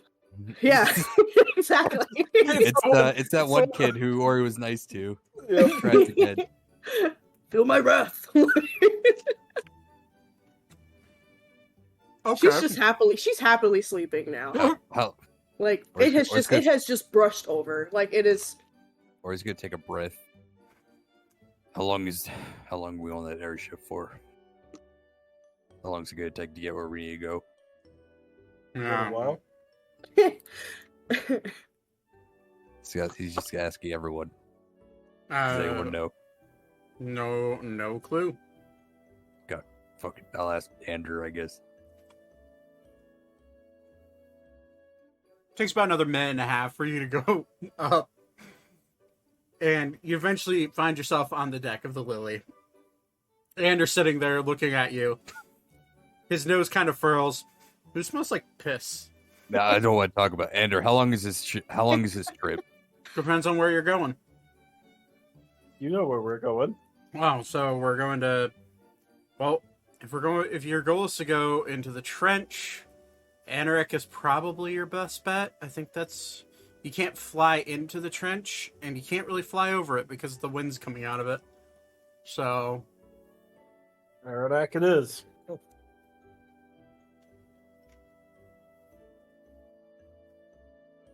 yeah, I hope the Great Bridge isn't full of monsters. That would suck. Yeah. How long is that gonna take? From here, assuming that our weather is good, probably 5 days. Christ, I can't wait that. I mean, gods, I can't wait that long. And is there someone on their ship that you least like? I like all maybe of- borderline hate. Like you're kind of iffy with him. You know, he just maybe a new guy. Andrew, I need this. Ori. I've had a rough day. There's more downstairs. Okay. Ori, I assume I know what you mean. How about this? Do any of you know resurrection spells? Well, Maybe. This one does. Are we talking like revivify? Any spell. Anything that could bring people Okay. back to life. Yeah, I thought I did, but I don't. This one does. How about this? Ori here can pay you back for the material cost of it. Ori? He'll just put his hands out. Go ahead, big guy. I don't want to kill you. I like you. Well, I'm not going to let you kill any of my crew. Well, then just bring it back. Hold on, let me check. I'll pay him for it. Just let me do it real quick. It takes him about 10 minutes to search around, and eventually, he does find a deckhand that is 18 years old. And he just, he walks up. You're looking for someone to kill? Yep. How much Yep. you paying? How much do you make? What's your annual? About 200 gold a year. All right, how about 20 platinum? I'm sorry, I didn't hear you. Luke's in my room laying the dog in. what is platinum? 30 platinum. He'll just... And you guarantee you can bring me back, yeah? Yep, we got it all set up. He'll This just one is ready. he'll just put his hands out and he'll just be like, make sure you aim for the neck. It's the quickest, cleanest kill, alright? I'm going for a neck, all right. He's gonna start rolling up the sheet, that blanket he has. Oh my god. Okay. All right, turn around. Alright. Well, can I face you when you kill me? No, I don't want you to see this. This is gonna be horrifying. You'll be Don't- scarred for life. Don't mutilate my body. I'm not gonna mutilate you. I'm gonna choke you to death with this blanket. That's a terrible I was told my head was getting cut off. I'm not gonna cut off your head. That would be a horrible way to try to bring That's a you hor- back. That's very awkward. That would be. There's gonna be. I don't want to leave a mess on this clean deck. I was gonna gesture to the clean deck. Get on with it. All right. Here we go. He's gonna start strangling him. It's brutal. Like start strangling him. Like it's what's the guy's name from Hitman? Agent Agent 42. Agent 42. 40. I thought No, it was it's 47. 47. 47. He's gonna start strangling him. His fists are clenching on the blanket. And after about 2.5 minutes of struggle, because it takes a while to actually smother someone. If you were going straight for the neck with your hands, it'd be a little quicker. It takes about 2.5 minutes before the body just go limp.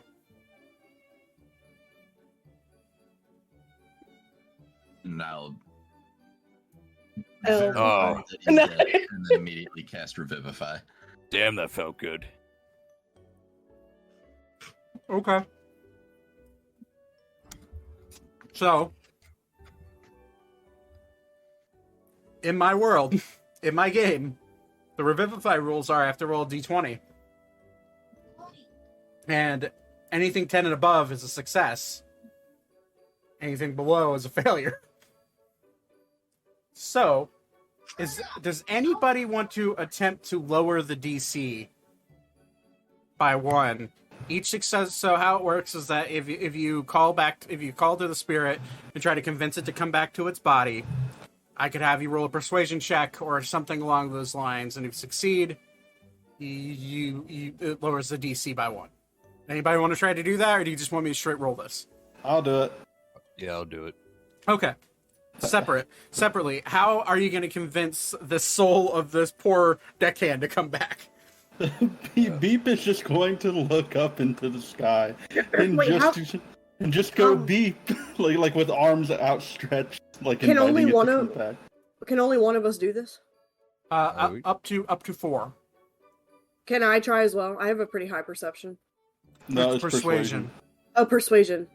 I Yeah. lied. You don't want that one. Oh. Okay. Persuasion too. Beep, roll a persuasion check. I just rolled my persuasion. It's 23. Woo. Okay, that succeeds. Or I was gonna say, hey, I'll come back. I got money for you. Persuasion check with advantage. Do I use advantage? No, unless you have a good reason to. Dirty 20. Man, I got a pretty good persuasion. That's another success. Okay. Elka will also be like, you're too young to actually be dead, so you can probably want to come back and finish your life, right? Yep. Roll persuasion check. You're a cute one. Roll. Roll again and take the lower. You're a cute one. That's what you're gonna say to bring her back to life. 23. 23. That's another success. Horrible. Jesus Todd, you're rolling with disadvantage, so roll another one and take the lower of between your. Okay, 17. Okay. 16 was the DC. So. All right, so if I roll a 6 or higher, he comes back. If I roll a 5 or lower, the poor guy stays dead. Oh shit. I'm gonna shit myself. We might want to reverse that, given your rolls. So I just rolled and that was a cocked, but it cocked on a 1. So just so Why is- you're aware. Then reviving them, not doing the roll. Why are you doing it? DM does the roll. That's just how I have it in my homebrew rules. Okay, I rolled a 12. Yeah, he's alive. Woo. He immediately opens his eyes and you see movement in his chest. So that was wild. Whoa. Had Look, the fun? cute one. He's Had a good alive. time? No, I didn't. That hurt. Oh, okay. Well, it was supposed to. Here's the money. Thanks, friend. I'm gonna walk Godspeed. over and help him up and be like, "Come on, cute boy, you gotta get up. Let's go." And I track him up. You think I'm cute? I said Oh. you thought you She's were way cute. too young for you, man. Yeah, look at Thaddeus. Yeah, that's weird, dude. And he'll just walk away with a platinum. If you want to do that again, let me know. If it's not suffocation Oh, next time, I'll think about it. All right, yeah, tell your friends. It's an easy money. We'll look at you. Do you feel satisfied? Yeah, I feel pretty good. My day's a little bit better now. I'm back to normal. Good. Captain, I think we should get in the air. I agree. Welcome aboard. And he will start getting the ship prepped to take off. So you guys are back in the sky.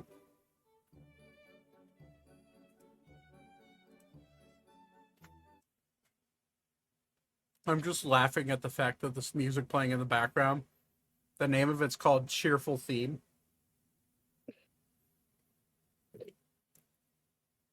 Outstanding. Drag you guys. So you guys are back. Unfamiliar Lily of the Sky. It was pretty good. Successfully bringing Alan aboard. You take off into the air and you begin into the night. Your first night in the air, heading towards the Rania Trench. I'm going to need. My assumption is Vivra, but if anybody else is staying up on the top deck, Yeah, or you'll be on top. okay. I'll be there with him as well. Would Arya be up top? Yeah. Okay. I'm gonna say let's have Ori and Arya roll a perception check for me.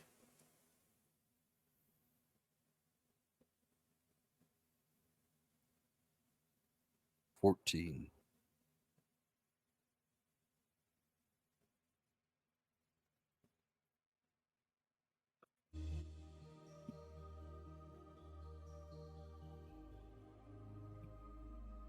Take the first one. 19. Okay.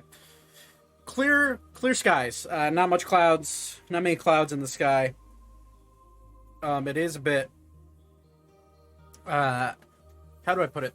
It is eerily calm in the sky, and for Arya, it's the first time you've been on a skyship since you flew back with everybody. And it's weird not flying in the air with your wings moving. It is a kind of an alien sense. Ori, you kind of get the same sense of calm where it's like it's almost an eerie calm, like almost like a calm before the storm. But hardly any clouds in the sight. Starry sky, and for the most part, feeling a little relieved after you choked a guy out. But the night goes on without much issue. You wake up the next day. Before I have a survival check from somebody, is there anything anybody wants to do specifically for this day?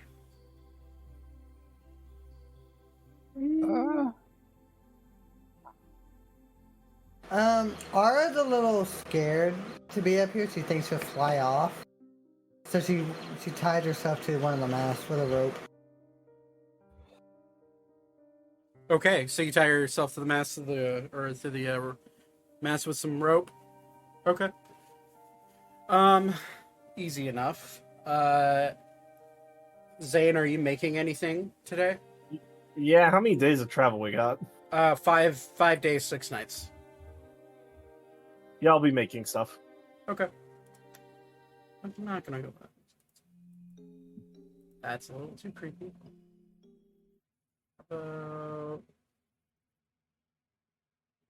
Adventure begins. What does this sound like? I don't think I've ever clicked on this one. Yeah, it's pretty good. Yeah, sure. It kind of is okay battle music too.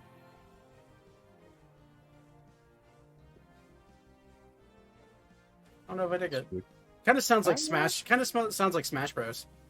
Yeah, it's kind of got a. I don't know. It's kind of a good feeling, I think.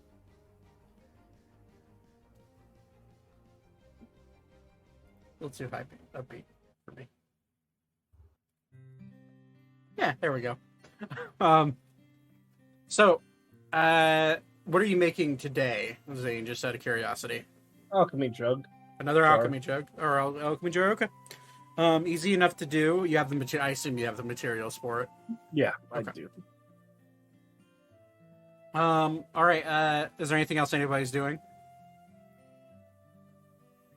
Sleeping. So sleeping. All right. Sleeping. Playing the piano. Okay. Make a performance check, Thaddeus.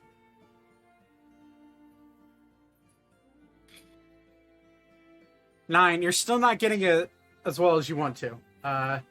It is trending upwards, but you do miss some keys and a little bit rusty after being away from it for a few days. But it's passable enough. Ori's going to let's get attempt to do a cartwheel. Let's go practice his cartwheels. Make an acrobatics check. God, I hope he doesn't fall off. Go to below deck. Oh, well then you're gonna have to make acrobatics check with disadvantage. It's not very high ceiling down there. Oh shit. I'll start here and go like to the right. Okay. Make an acrobatics check then. 21. 21. Your horns barely clear the ground or the floor of the top deck, but you are able to successfully do a backflip Cartwheel. or cartwheel. Sorry, yeah. Yeah. That wasn't bad. Dude, I could do that. You're pretty dexterous for your size.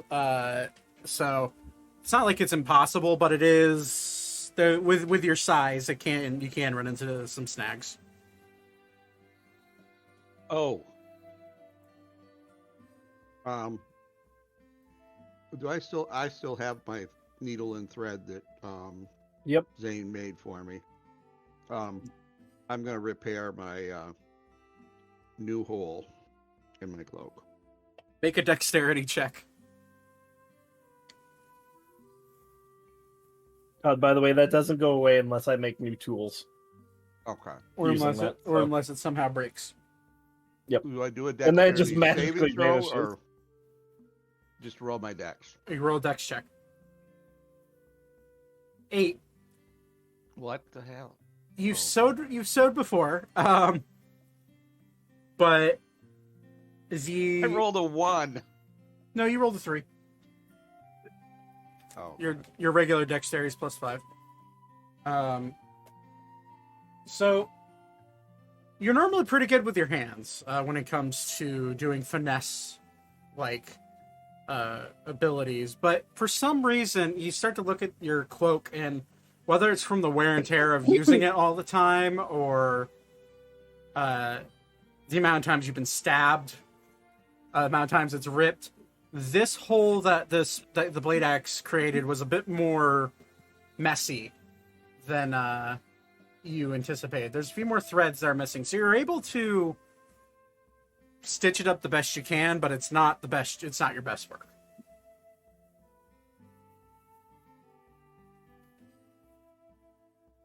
I'm gonna ask Zane if there's anything he might be able to do. I am not a sewer, sir. I am a blacksmith. I could try. No, yeah, I'm all set. You stink. Why are you so mean to me? Because you fucking hit me with an axe twice or 3 times. You did kind of ask for it. Okay, maybe the last time.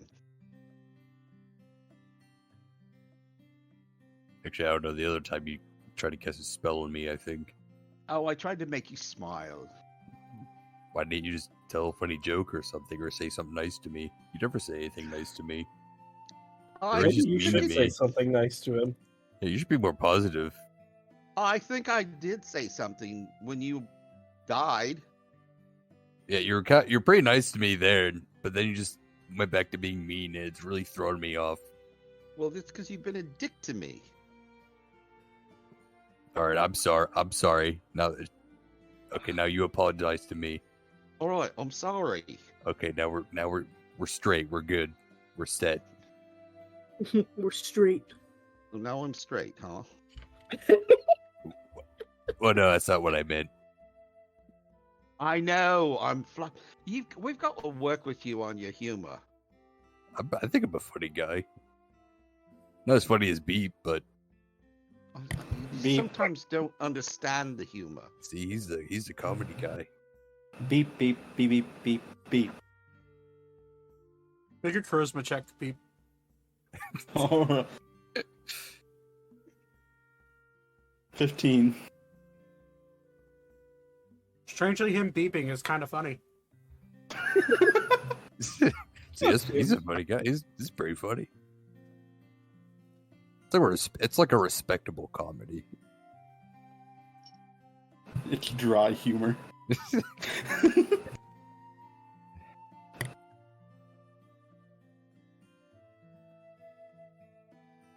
All right, let's just not try to kill each other any again. I was trying to kill you. I thought you were just something else.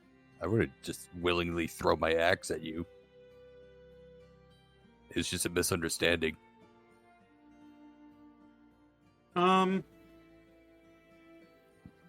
I'm gonna say let's have Weaver make a survival check. Wait, he's not here. Never mind. I wasn't looking up. Let's do. Don't rush back if you don't have to. Bingo. Let's go with Thaddeus. Make a survival check.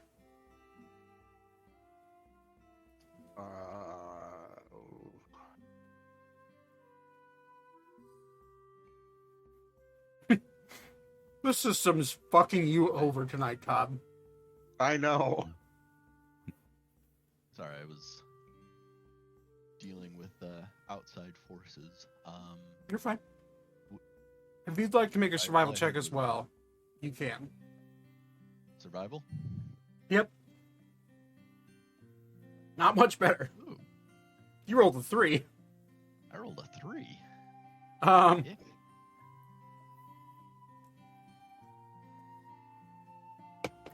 okay. Let's have... Mousy, can you roll me a D12, please? Oh, God. 10.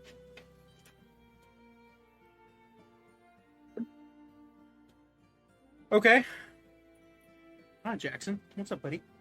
A wild Beagle Husky mix, giant one, just lands on your ship. No, that's my dog. Puppy. But you do. You're sleeping. You're kind of taking a nap. Elka.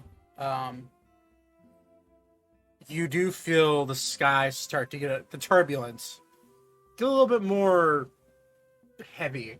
Everybody on top deck, you feel the winds starting to really pick up. To the point where it's almost uncomfortable to be out in it for too long. The wind starts to get cold.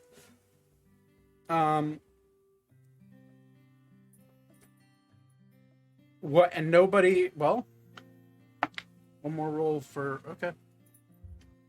What nobody on the ship sees or notices is you look to your right and you see a storm cloud starting to develop almost out of nowhere.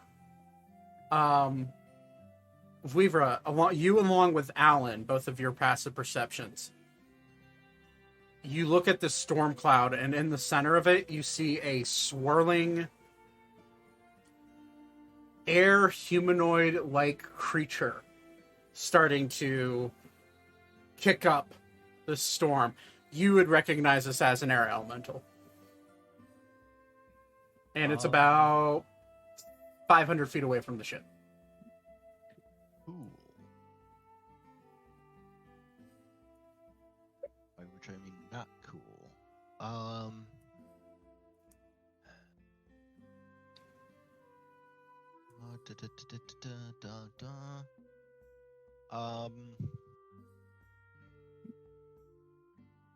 Okay. I am going to ready a spell.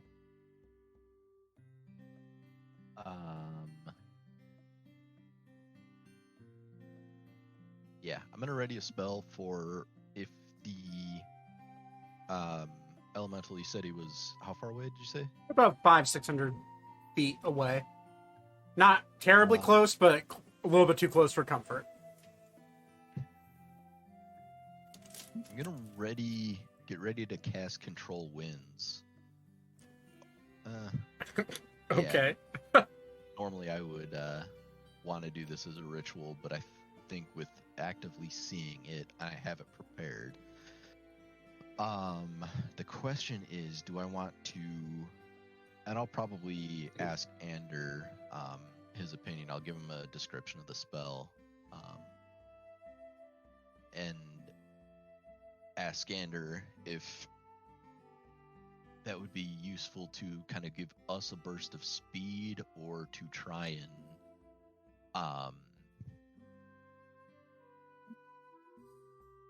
get the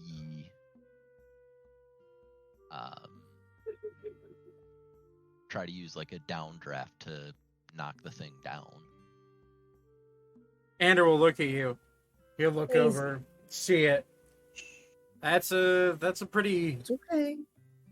different creature. I know we've dealt with elementals before, and I heard about your fight with the two in that mansion on Abrax, but air elementals are different. They control all wind. So using wind to try to combat it seems like not a great idea. Would a strong gust into the sails help us get away? It would speed us up. I don't know if it will outspeed an air elemental. And at this point, Alan will walk up. Well, I have something like that too. And what if we're both doing it? That might work. Yeah, let's shoot. Let's try it. Alrighty. So you're casting Control Winds? Yep. Okay. I guess that just makes it appear and it doesn't knock the spell slot out, but you get the idea. Control Winds is a what level spell? For 5th level? 5th. Okay. Alan would look at you. All right, friend. One fell swoop, all right? And, like, you're in Avatar The Last Airbender. All of you who are on top deck, you see both Alan and Vlivra plant their feet and winds start to shift around them. And you feel this air getting lighter and lighter. And you just watch as they blast a jet stream of air on both sides of the main sail. And it launches it forward enough that it almost knocks some of you off your feet, except for Arya, because she's tied to the mast. Elka, this immediately wakes you up. I am awake. I Uh, will run up to the top deck. And you just see both Alan and Vivra just literally punching a stream of air into the main mast. And you look over to what would be your left, and you see what looks to be this elemental-like creature, which you're now coming into full view. Vivra, you can also see it. Looks to be wearing almost like a conjured plate armor. It looks like it's wearing armor and like a helmet. And it's coming at you fairly fast. I'm going to say the speed of Lily. Does Control Wind specifically give a +2 speed? It does not. It's you already put it in there. Yeah. The closest that you could say is it basically makes difficult terrain if you're moving against the wind. So Okay, so we'll rule of cool it. double, I guess. With it. Double speed. The Lily moving at full speed can move at 200 feet in the air per round. So we'll say 400 feet in the air per round. You guys are fucking zooming. And you look back in this air elemental, as hard as it's trying to catch up, you see it blowing wind behind it, trying to shoot itself and lunge itself farther and closer with this storm cloud following behind it, and you guys just outpace it completely. And it is literally gone with the wind. Ew. So, Dust in the wind. I'm gonna start playing Dust in the Wind on the piano. roll another performance check.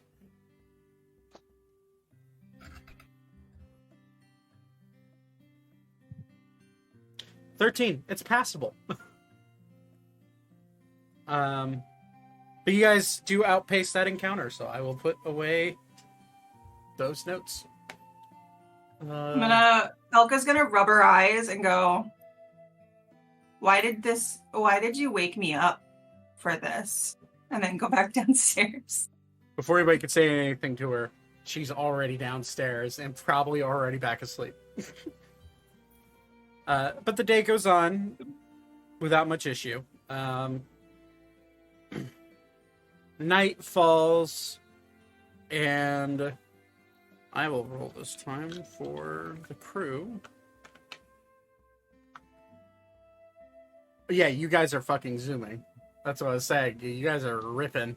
I actually did the calculate. It is about 45 miles an hour. And you can control it up to an hour, so it's Nope. I would say with that speed, you just lessen the travel time from 5 days to 3 days. Murdoch, what are you doing? Nitro. Drop it. Well, no, I'd say I'd say let's go. You lose a day of travel for that, or you gain a day of travel. I say. You're just trying to make it so magic can't make more things. I see. No, it's just that travel's boring, and I'm trying to give any excuse for it to work that way. Okay. Or you will push the boat. I know we're flying. Or he's I- desperately hanging on to the back of the boat, kicking his legs. He's gonna attempt to kick air, like my guy in Naruto. But you guys go through the night without much issue. Second day of travel. Unless anybody wants to do anything specific. Yes, Murdoch's been hopping up in your chair constantly. Every time you Okay. get up, he's just like, he's either there or like I see his little nose poking up. So, Good, because he stole a pistachio. I have a bowl like over here. he wanted that goddamn pistachio, bro. Like, he got the shell. He got that shell earlier, and he tasted blood. We crunched the whole damn thing. But second day of travel. I'm gonna go ahead and have you guys. Let's say Zane roll a survival check for me.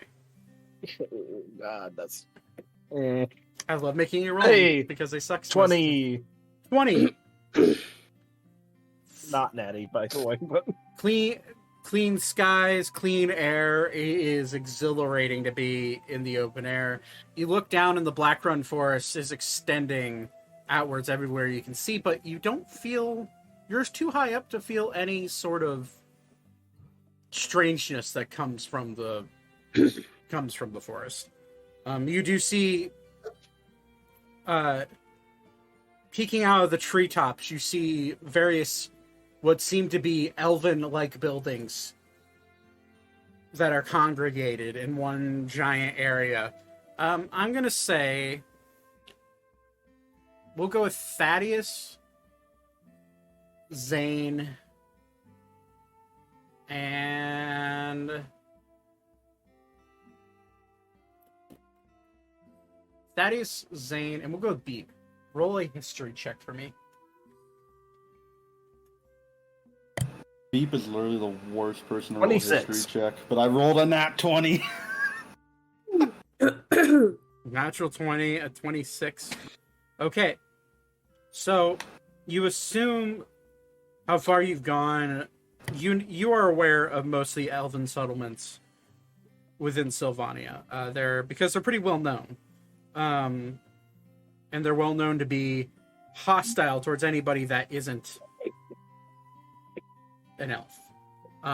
Pretty much. They're very sacred areas for the elves. You assume since the Haverlow Mountains are well behind you that you've already passed Felonor, which is considered widely by most historians to be the oldest city ever in creation. Artemis tends to try to take that title for itself, but most scholars believe that Felonor is by far older and predates the fracture by thousands of years. But you assume you're not there. You assume you're in the farther northern city, the sister city of Felonor. You look down and you assume that you guys are flying over the elven city of Ammriel. Ammriel is primarily a warrior, a warrior city. A lot of elven guard that end up joining the paladins in Artemis come from that city. You would also know that the queen of Sylvania hails from Aramel. And you would also know that the marriage between her and the king was primarily political, and it was primarily to strengthen the ties between the most major human settlement and one of the more major elven settlements post fracture. So, as you fly over, clear skies. You kind of take in the beauty of the very what looks small from up here, but are large elven-made buildings that seem to be one with nature. They very much if you want over the table or at the top of the table inspiration like Lothlorien from Lord of the Rings, very much within the trees, elven community. But you continue on, and you the night falls, and nothing happens. Everyone gets a long rest. And the third day of travel comes, and immediately the breeze and smell of open ocean hits your nose. And you look down, and you are staring at what looks to be is either the Ira Sea or the southern branch of the Arawa Sea. It's hard to tell because it is starting to become foggy. But you do see off in the distance, and I'm rolling off the history checks. You see, out of everything you've been seeing, of natural beauty, of nature basically overtaking humanity and other humanoid cultures, you have now seen what is the most glaring man-made object that you've probably ever seen in your life. As you look down and you see a bridge that stretches from an open shoreline that stretches across from where you're at, it seems to be endless. And this bridge, from your guess, is probably a mile wide. And you look out upon it, and you can't even see the other side of it. Zane, Thaddeus, Beep, honestly, all of you except for probably Alara and Ori. And Arya, you wouldn't know about it either. This is the Great Bridge of Anaric. Zane and Beep, you would know that this bridge was built pretty much right after the fracture to connect the two, both the Fleur region and the Zagros region of Sylvania. And the assumption is made that the bridge was created on top of an older bridge that was destroyed during the fracture. But as you're approaching that, I'm gonna let's have Arya roll a survival check.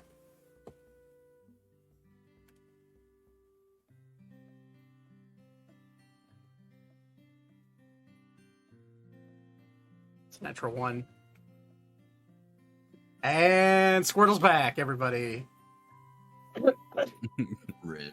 Don't even start. Yeah. Squirtle, roll a d8 for me. How do I do that? How do I do that again? Roll a d8. So go to dice on the left. So your left menu where you have like your pointer clicker, and then there's a square. Yeah. Go all the way down to where you see what looks like a d20, and then you'll have all your options for rolling dice. You just gotta click on it and drag.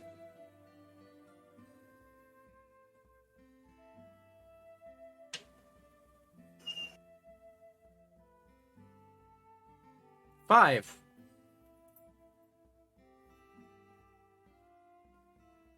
Okay. Um. Okay. As you guys look over the bridge, you're taken back by the sheer size of this man-made object.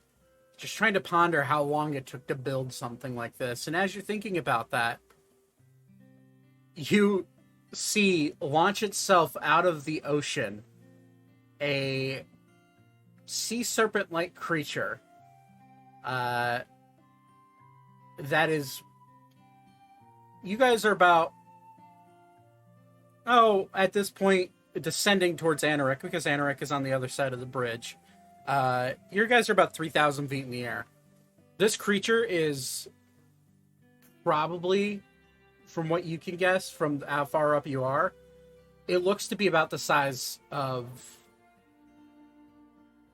it's probably every bit of like 100 to 200 feet long, and its head is massive, and it is currently what looks to be attacking people on the bridge. You just see little dots scrambling all over the place. Well, I'm glad that's not us. I can't see this because I'm tied to the mast, can I? Nope. This one agrees. I have some bolt bearings we could throw down. I should probably save those for later. Can I have, let's say, Alara? Can I just roll a d20 for me? Yeah. That would be a 18. Cool. This creature that is attacking the bridge, you see it start to spray some sort of like energy water beam out of its mouth. And as you kind of like look at it, you're like, well, luckily that's not me. You then look on the other side of the bridge, and another one pops up and is looking around. Oh. And then another one pops up. It's next to the one closest to you. And then what looks to be, from as far down as you're looking, another one. But about 20 times the size as the ones that are attacking the bridge, shoots up out of the water, and its head, from here, from as far away as you are, it looks to be about the size of a bear in retrospect.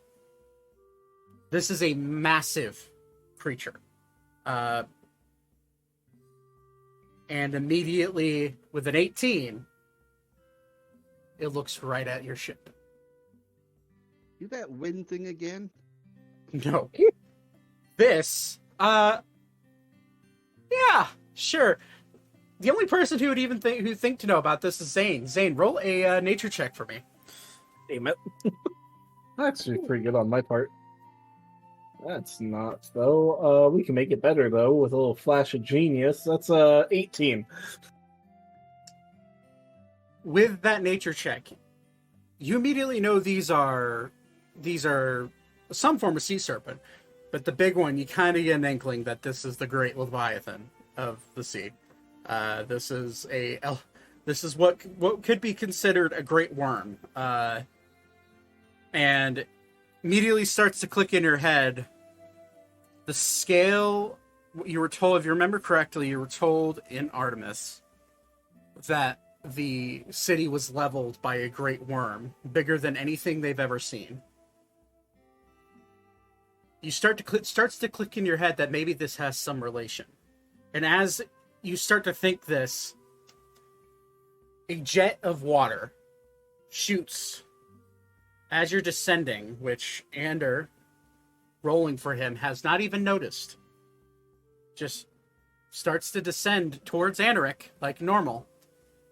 Notices you, Vaten, specifically, and Zane. You notice a jet of water coming from the mouth of this massive creature, and it's heading right for your ship. I'm going to, obviously No, if that was a reaction spell, I would be able to do this, I think. But I'm guessing a control winds to try and juke us out of the way somehow. Wouldn't go off in time. It wouldn't. Luckily, though, hitting a moving target, as small as you are compared to it, from that far away, is a difficult task for anything. And I rolled a 2 on the dice. And by the way, to hit, I needed to roll a 4. Just so we're aware. A jet of water sprays up over your airship as it descends.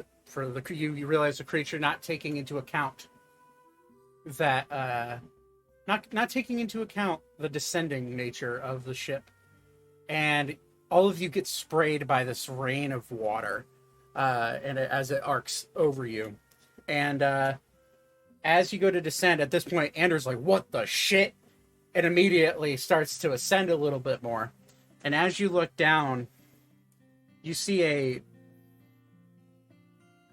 this creature kind of like slink down and look right at you, Weavra.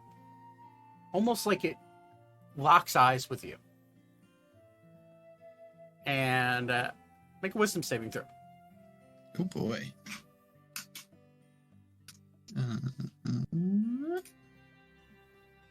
I'm not on the right tab, so I don't know what I rolled. Okay, that's okay. Not great. 17. You hear a voice in your head say, "It's all right. I'm friendly. You can be my friend." You are now charmed by this creature. All of you see Vlivra look down over the ship, lift one leg over the banister, and jump off.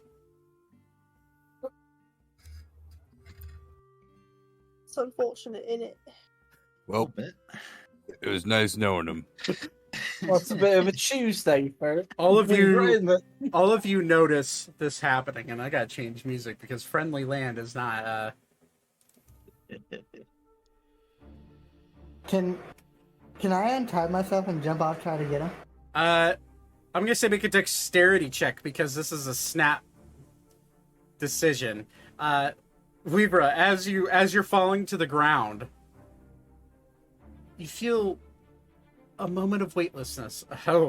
It takes you a little time to get yourself untied. You're eventually able to do it, but he's already fallen about 200 feet. And as Alan notices it, and as that's not the right music. I turned it off. Thank you. I kind of liked it.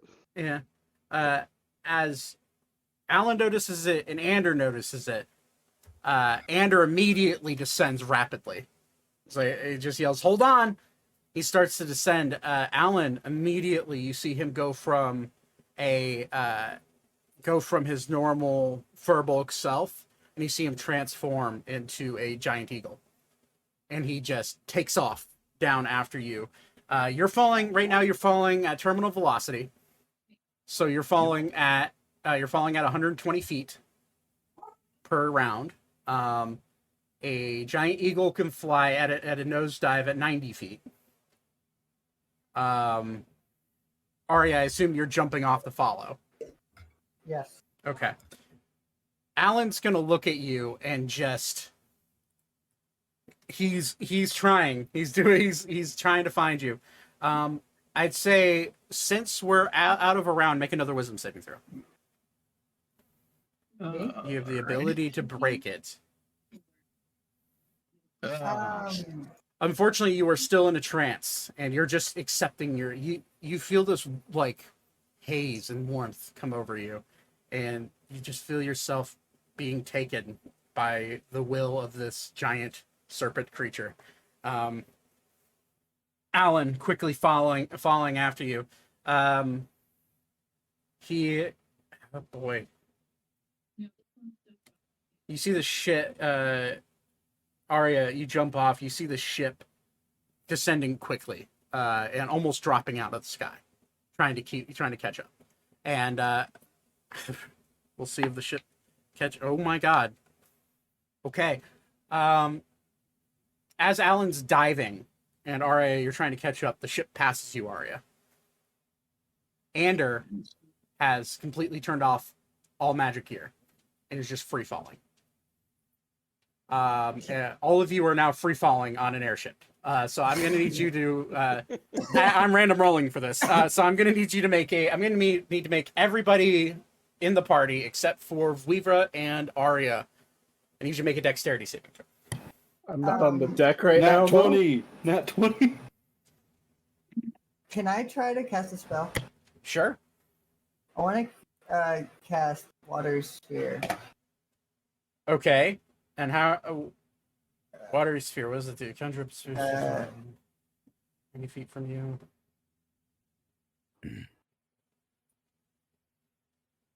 Any creature's sphere must make a strength saving throw.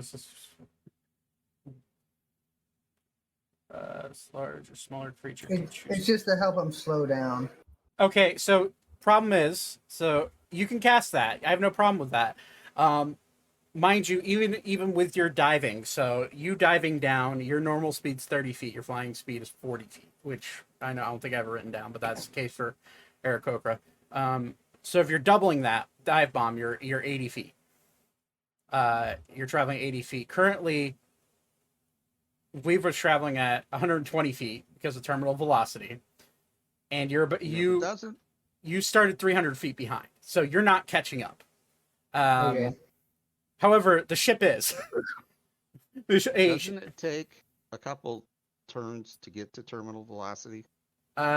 Yes, technically yes, but because of the delay in Arya not being that's why I had her roll a dexterity saving throw to try to get out of the ropes. If she rolled high enough, there would have been a chance. Okay, so let's get to these dexterity saves. Beep succeeds. Beep, you're able to grab on for dear life. Dig your claws in and grab on, and you're not moving. Weaver, you're somewhere over here.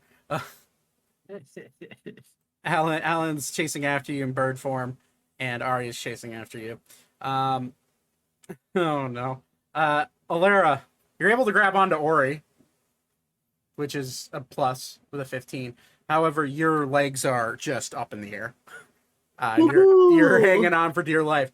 Elka, you're in the bottom. You're in your room, sleeping, reading a book. On the ceiling. You are not seeing anything going on, and just all of a sudden hearing hang on to something, and not having enough time to hang on. You smacked into the roof of the top deck of the boat. You're muted, by the way. I did roll an 18. Right. I'm still on the ceiling. Okay. But You said it were... this is a 300-foot long airship dropping out of the sky. How's the rest of the crew doing? I'm rolling for him now. Well, See if there's a bunch of people just flying out. You said there was water below us, right? The one guy you already killed is like, no, I just got revived. So there is sea below, but falling at terminal velocity and hitting water is concrete. So Like a wild chick into a goldfish. Oh my god.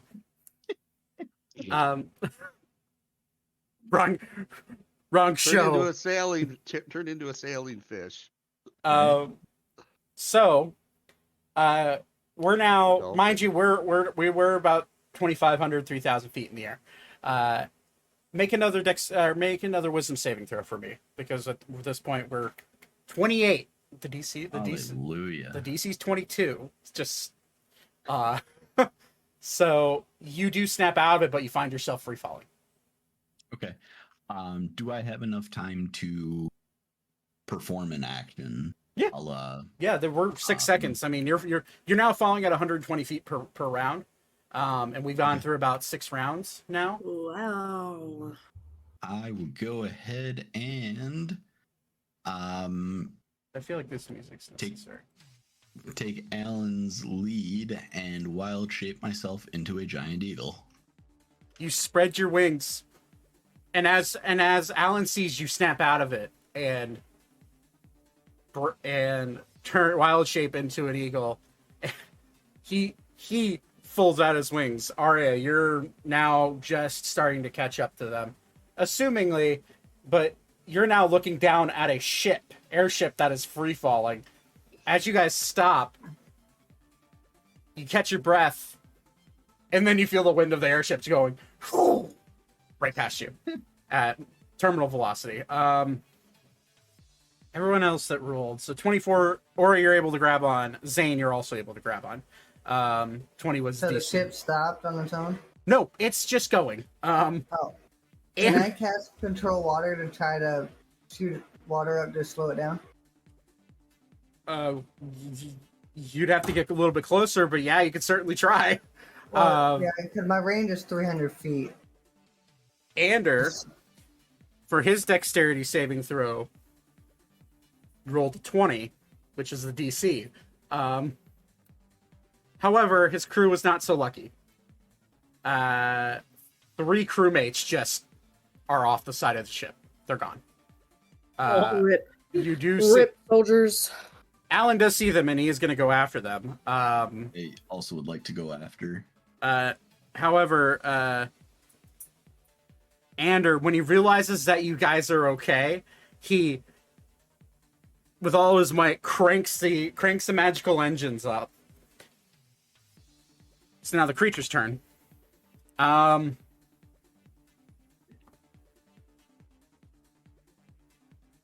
it's gonna spot Weaver, Alan, and Arya in the sky. Now probably about 1,000 feet from it. Okay.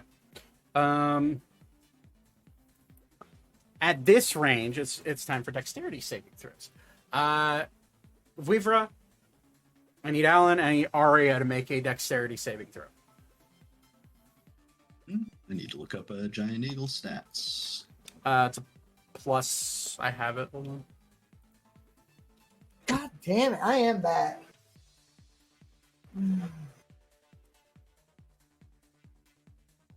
All because there's a natural one on a survival check, guys. Yeehaw. +3, okay. 7. Ooh.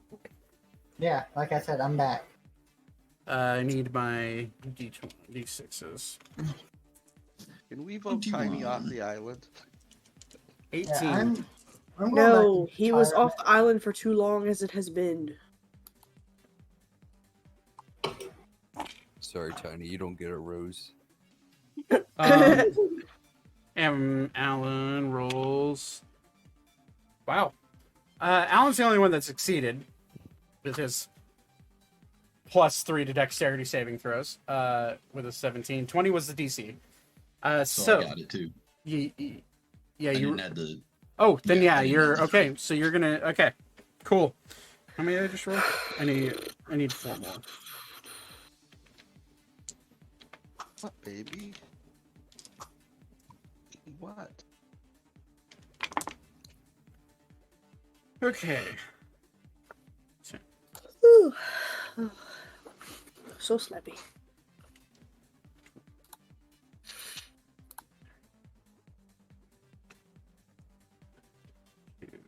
Six, 8, 4, 60. Arya, you take 63 points of bludgeoning damage. Oh. As you're hit by a jet of water from this massive Leviathan-like creature. Arya and or no, sorry, no, 63? 63 points of. Sorry, it wouldn't be bludgeoning, it'd be force damage. Weavra takes half that, so that would be rounded up. That would be 32 points. And Alan also takes 32 points. You are knocked off your because the dexterity saving throw, you are now, if it hits midair target, you are now free falling. Because of the failed dex save. So sorry. So 32.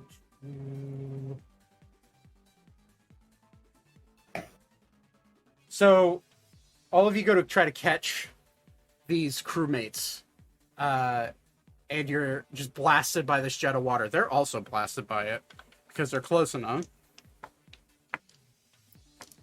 Oh no. Before you can even have a chance to grab them, they're just killed. All three of them failed their dex saves. So they are now, you watch them just get blown away and they're gone. You're able to, wild shape is just, no, wild shape, it's not polymorph. So it's not concentration. So you are. Oh, yeah, that's right. Hold up. Giant Eagle is 26. So yeah, you do get knocked out your Giant Eagle form. Well, balls. But I do get that much HP back. You do, yeah. You do get 6 points of it. You get 6. Oh, wait a second. You only take 6 points to your total each. Hold that thought. Hang on. Oh no. Okay, I was looking at something else. It's just -6 then for your actual HP. Yeah. Oh boy. Alan also falls out of his Giant Eagle form. Okay, at this point in time, I need everyone to roll initiative.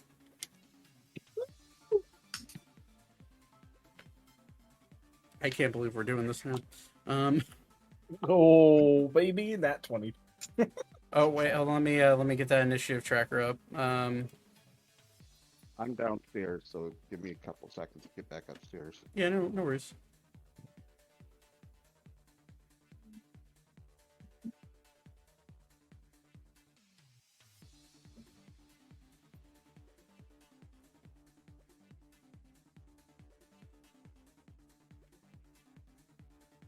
Walking, climbing,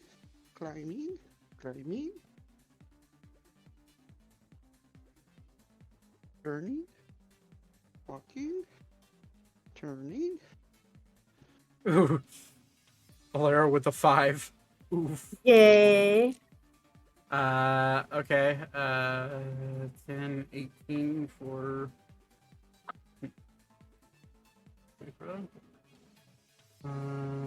23 for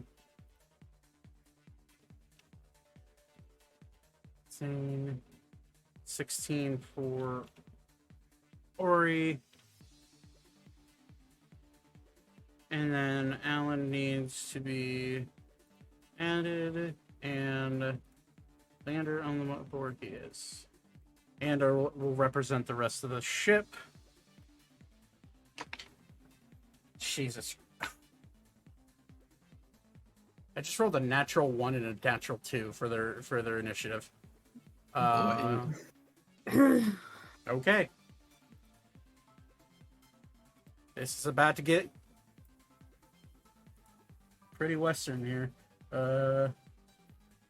Okay. Well, yeah, that's a... Okay. Holy fuck. So Alan's initiative is a 3. And Anders is a 5. I believe... Yeah, you are faster, Valera, so... Descending. Okay, this is gonna go well. Alright, so... The ship is starting to slow down. It's terminal fall.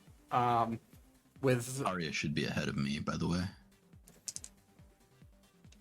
Okay, yeah. Starting that terminal fall, Zane, you are holding onto the side of the boat. You're on the side of the boat. You see this sea creature that just basically shot 3 crewmates and 3 of your friends out of the sky. What do you want to do? How far away is it? About 1,000 feet at this point. I can do nothing. There's literally nothing I can do.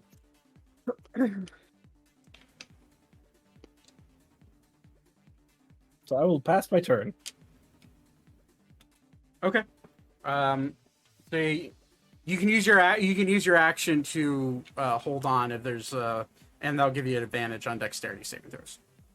Yeah, I'll tie myself to something to where I can still I'm tied with a rope to it, but still have enough to move. Gotcha. Okay. All right, Arya, you just got blasted for 63. Welcome back. What do you want to do? You're currently free falling. You can catch yourself, but it's going to take all your movement to do that. Sorry, half your movement.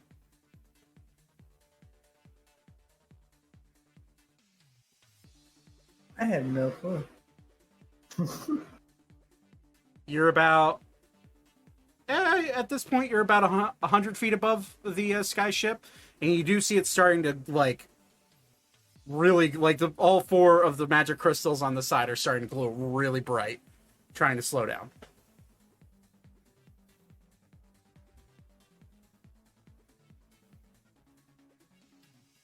Would air bubble work to help slow me down? I mean, you do have wings. Yeah. It's half your movement to catch yourself. You could use your action to sprint, which would give you another 40 feet in the air. So you technically would have 60 feet to move. Yeah, let's try that. Let's try to slow myself down. Okay, easy enough. You slow yourself down, and you're able to. Now you have 20 feet of movement. If you want to use your action to move closer to the boat, you could do that. Yeah, I'll do that. Okay, so you're now trying to dive bomb towards the boat. That is your turn. You have a bonus action if you want to try to use it.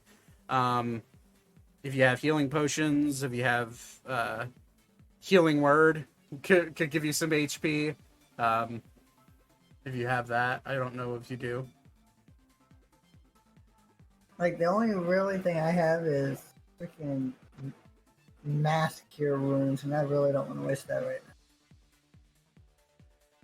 now. Okay. Mass cure wounds is an action anyways. So okay, so that's your turn. Weaver, you are currently free falling now. You're falling at about 60 feet around. So you get shot out of your form. You're like, where'd my wings go? And now you're starting to fall. What do you want to do? Alrighty. Can I tell if the ship is going to be able to catch itself? It's hard to tell. I'm gonna go off your passive perception here. It's hard to tell, but you do see all four magical gems, rocks, just going as full bright as they can, and you do see it starting to catch itself and slow down. Okay, so they have time to catch themselves. That's the hope. Well, if it's a hope and not a guarantee, I'm going to go ahead and use... Oh, Alan, catch me. I'm going to go ahead and use my action to cast Control Winds under the ship with an updraft to try and help them, worst case, slow down. Best case, not completely die. Fair enough. Okay. So that's your action. You have movement, but you can't move while you're free falling. Your movement is your free fall. So, all right. And I don't really have bonus action, so that'll do it. Okay.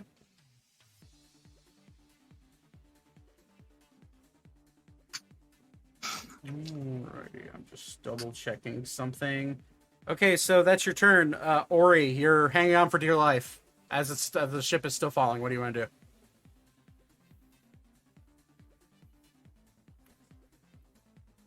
I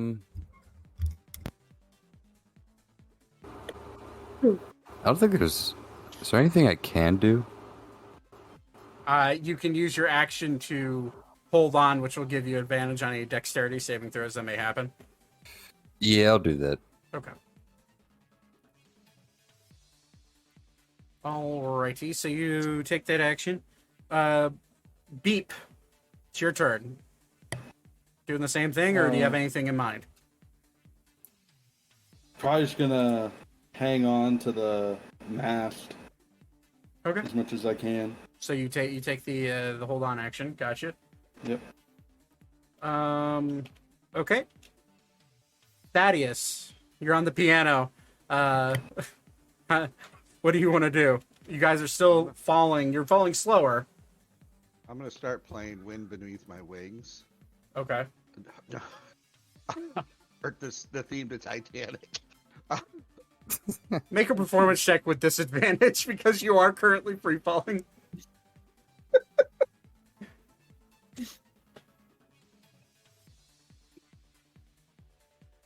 It sounds like shit. You can't even hit the keys, really. And I'm basically gonna find some way to secure myself to the piano. Okay, so the best you could do with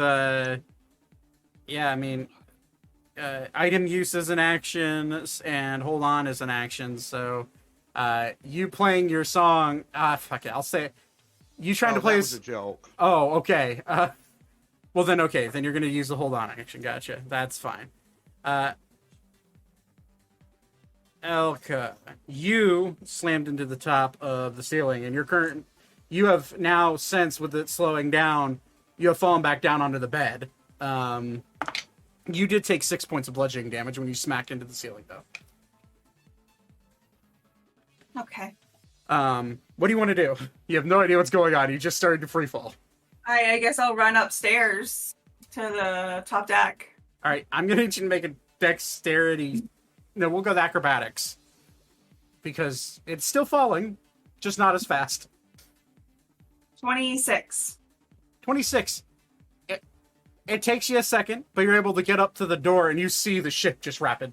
Like, in your mind, it's rapid falling, but you have no idea how fast you're falling before. And you see, with your passive perception, you see Arya, Alan, and Vivra just nowhere to be seen.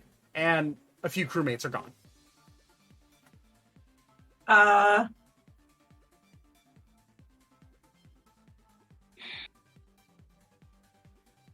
Did I use all my movement, or can I move from here? You used all of your movements, so if you wanted to move, you'd have to use the action to dash.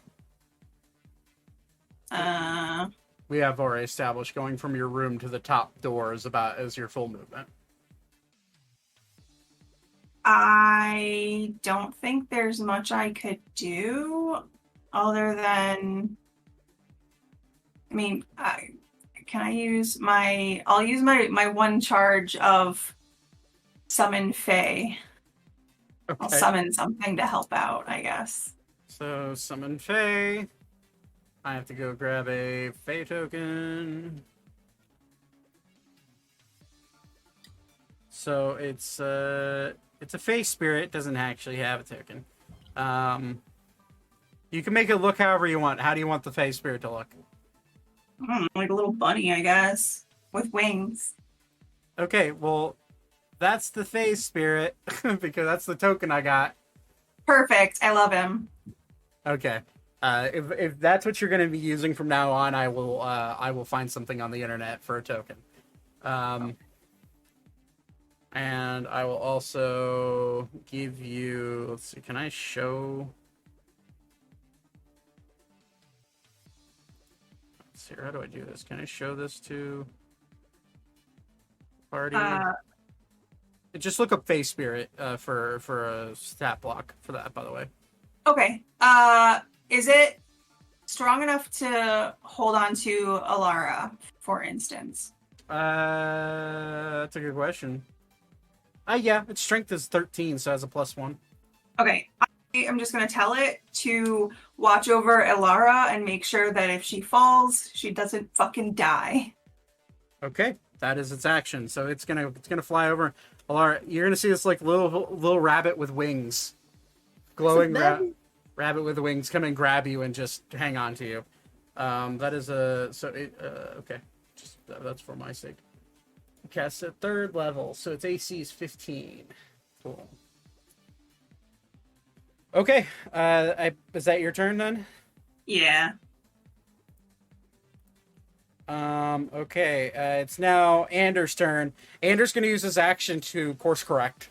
So he's trying to slow down the ship. That will slow the falling speed by half or from what it already was. So now the ship is now falling at about 30 feet per round. Does the updraft do anything to that? Oh, yeah. Actually, you see the ship just stop in the air. So it is now floating.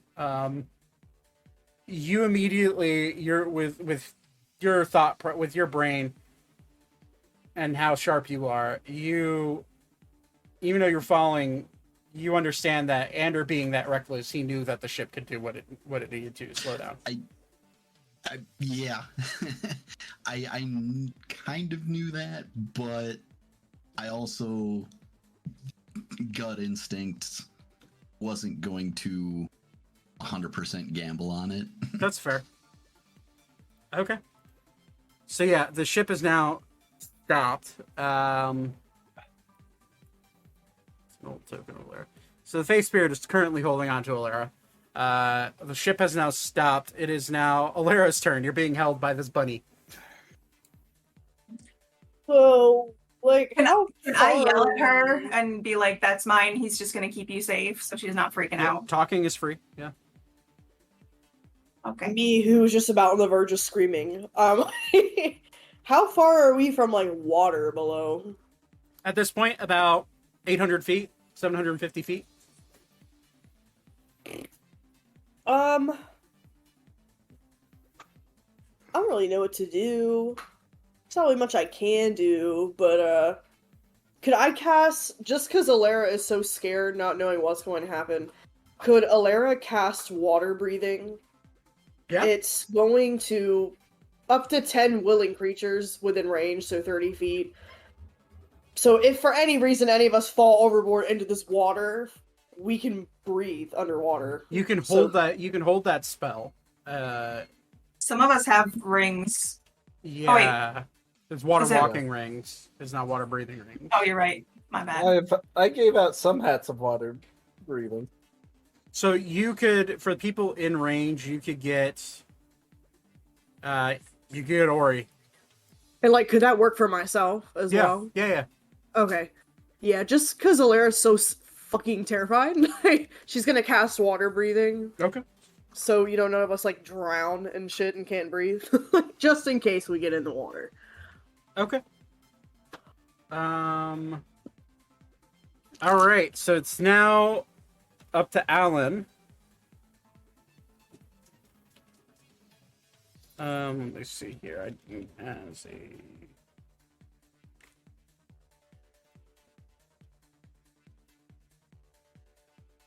Cool. Well, that's encouraging. Alan's going to look at you, Vivra, as you both are now free falling. He's going to reach out his hand. He's going to cast Polymorph on you. Okay. Since you guys are pretty much right next to each other. He's going to grab onto you and, try to reach towards you. Polymorph isn't a touch spell. And he's going to cast Polymorph. He's going to turn you into another giant eagle.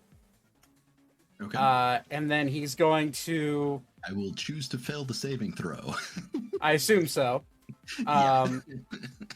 He's then going to... You're going to see him use his bonus action to turn into another giant eagle. Okay. That may give you insight on the type of druid he is. That gives me plenty of insight. Yeah. It doesn't give Weaver any insight, But it gives you insight. Yeah. It gives me insight. So now you guys are both flying, and you're now about.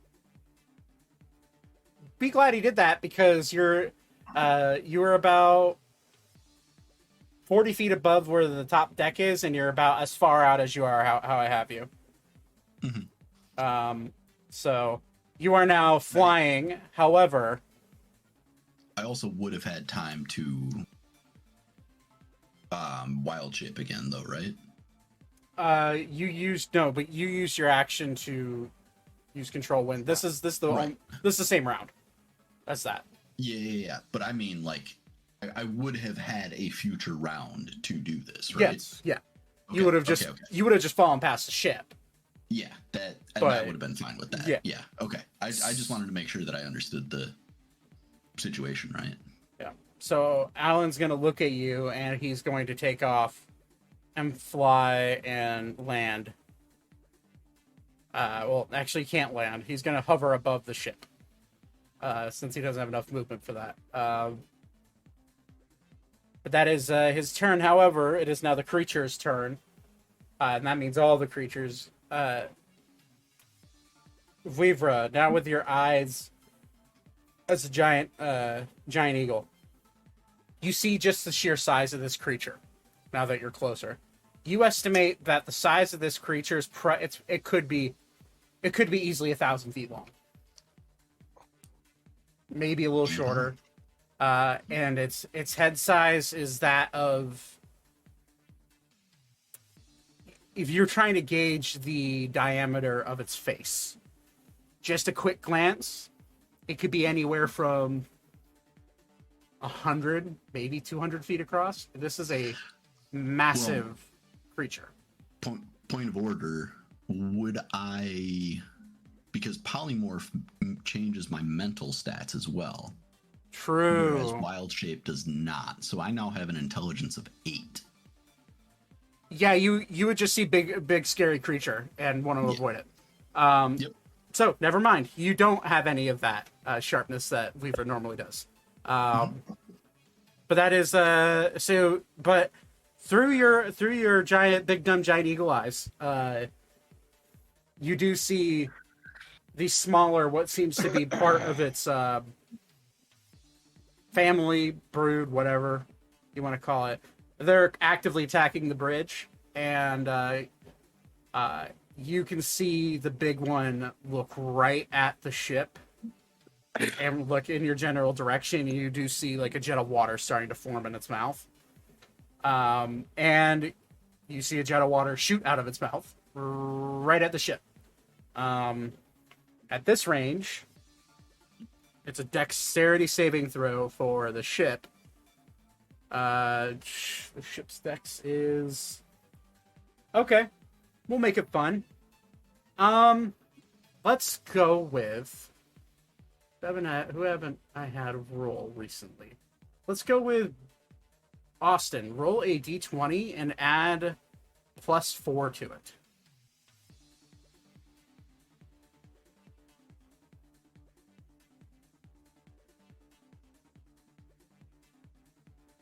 Is he here? Dead.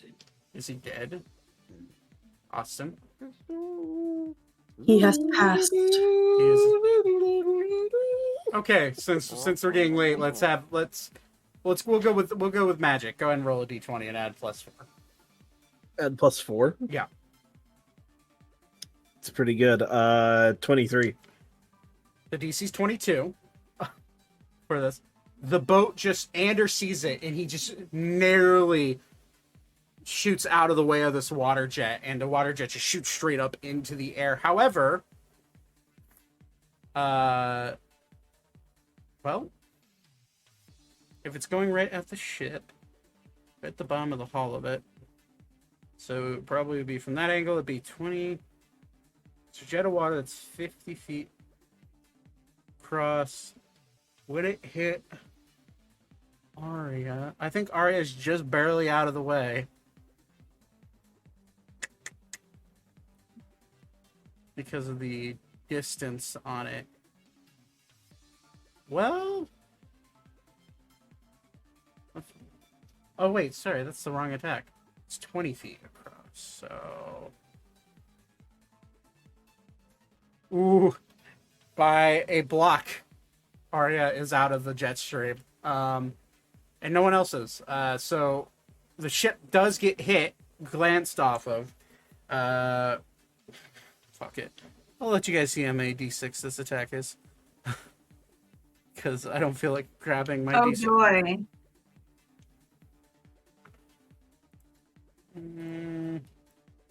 Cool.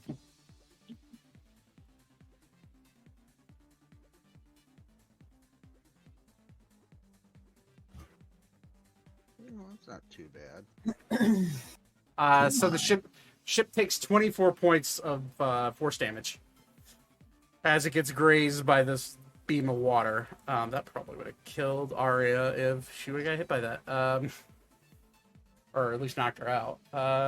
Okay, so that you see this beam of water hit the ship, and as it does, we'll go top of the order, and we'll do one last go through it, and then we'll end the session. Zane, are you just continuing to hold on? Yeah. Okay. Arya, you're about 40 feet above the ship. You're just going to try to use all your movement to get down and land on the ship? Yeah. Okay. That's all I could do right now. Okay, so you can use all your movement, and then you can hang on to something if you want to use your action to hang on.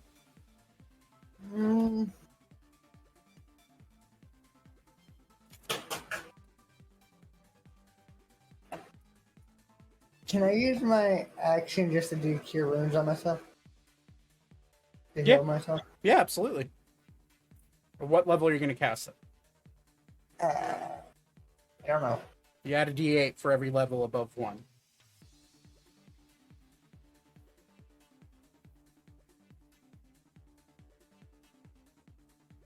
I'll just do whatever's this. That's it. Not doing. Up to you.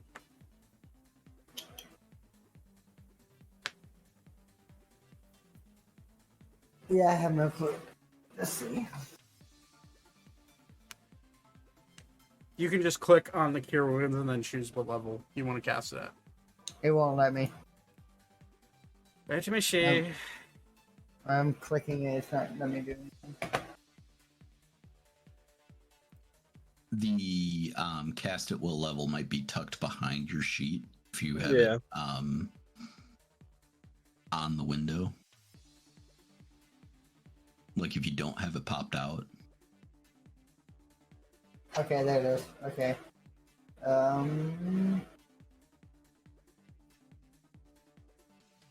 Would level 9 be too much?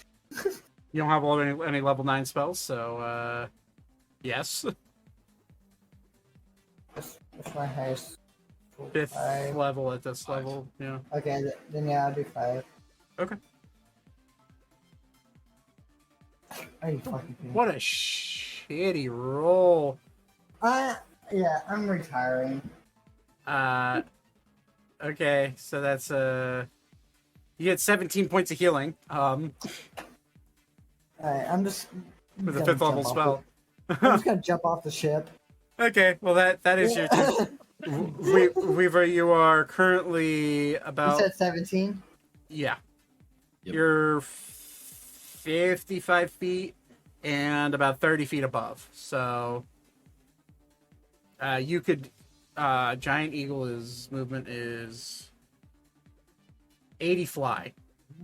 Yep. So Well, I think even with an intelligence of 8, I would be smart enough to recognize that ship is more safe than fucking giant Leviathan thing. So I'm gonna make my way to the ship. okay. Yeah, so you with ease you can fly and land on the ship. As Alan sees you land, he's going to drop the polymorph. Okay. And that is your turn. Ori, are you just doing the same thing? Just holding on? Yeah. Okay. Deep. Austin, are you here? Yeah, I'm here. Beep is going to continue holding on for dear life. Okay. Thaddeus, what are you doing? Do I have a bonus action? Yeah. Okay. One action is going to be to continue to hold on. The other action is going to be to reach into my bag and grab my bag of ball bearings and toss them over the edge. Just throw them in the air over the edge with just the rare chance that they may act like a bunch of bullets and hit shit down. Well, unfortunately, a bonus that you would need an action to throw. and you're using your action to hold on. So you could grab your ball bearings out of your bag, but you can't throw them over in the rules of D&D. Because it takes an action to do both what you're trying to do. Okay. I will ready. I will hold on and with my other action remove my bag of ball bearings. Okay. Elka, you're top deck now. You see that the ship has slowed down completely, and you're now realize you saw a beam of water hit, and you kind of have a gist of what's going on. Okay. I was unmuted. Okay. I don't know what to do because I don't want to jump off the boat. There's nothing for me to hit that's on the boat, right? Like No, we're about 700 feet, 700 to 800 feet in the air. I will just 5, 10, 15. I can't fucking see where I'm. 5, 10, 15. I'll go here, and that's it because I don't have anything to do. Okay.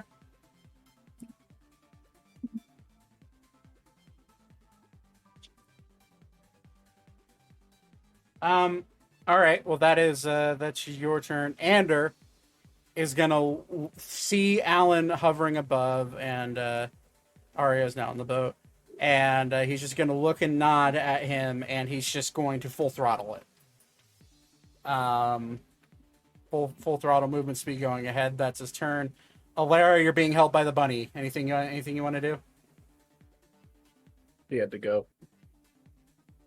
She had to leave. Oh, didn't realize that. Yeah. Okay, we'll just skip Alara then. He threw the rat overboard. All right. Or he threw the rat over. Alan's going to land. He's going to drop his wild shape. I see that.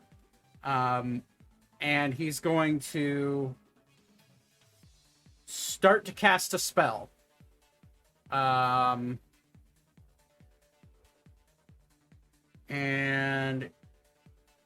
you're going to see him wave his hands, and you're going to see him start to do a little quicker. And you're going to see the same rainbow-like shift in the air that you saw when he was at his home. And you're going to see this orb of rainbow-like energy shoot up around, and he's going to cast Mirage Arcane. And he's going to surround the ship to make it look like nothing but sky. And as he does that, you look around and you can see out, but everything around you. And as he's doing this, it starts to change around. It takes 10 minutes to cast. So it's starting to shift around you as he's doing it.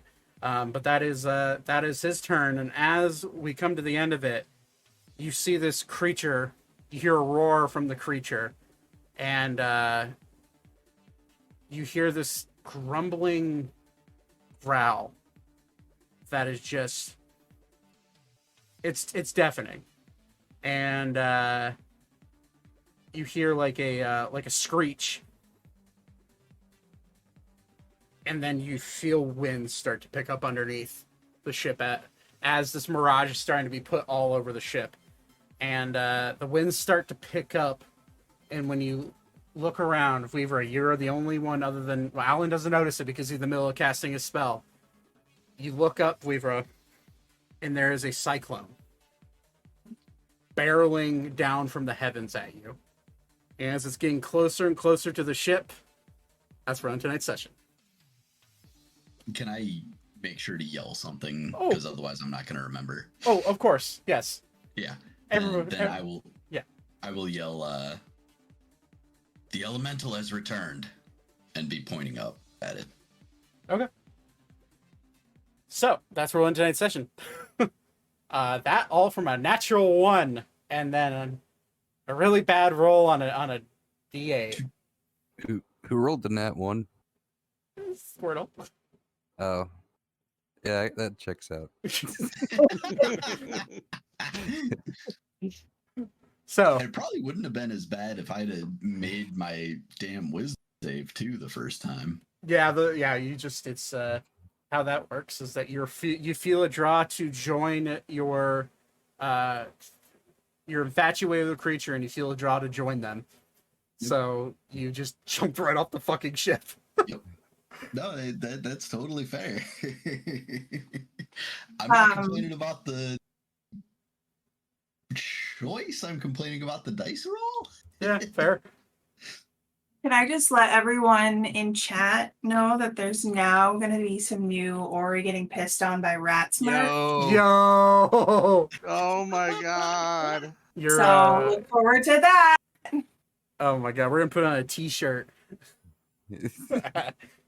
And it's gonna I just say expect it to look like the kid that used to be like pissing on shit, flipping somebody off, and it's a rat on Ori. oh my god. I can't believe that.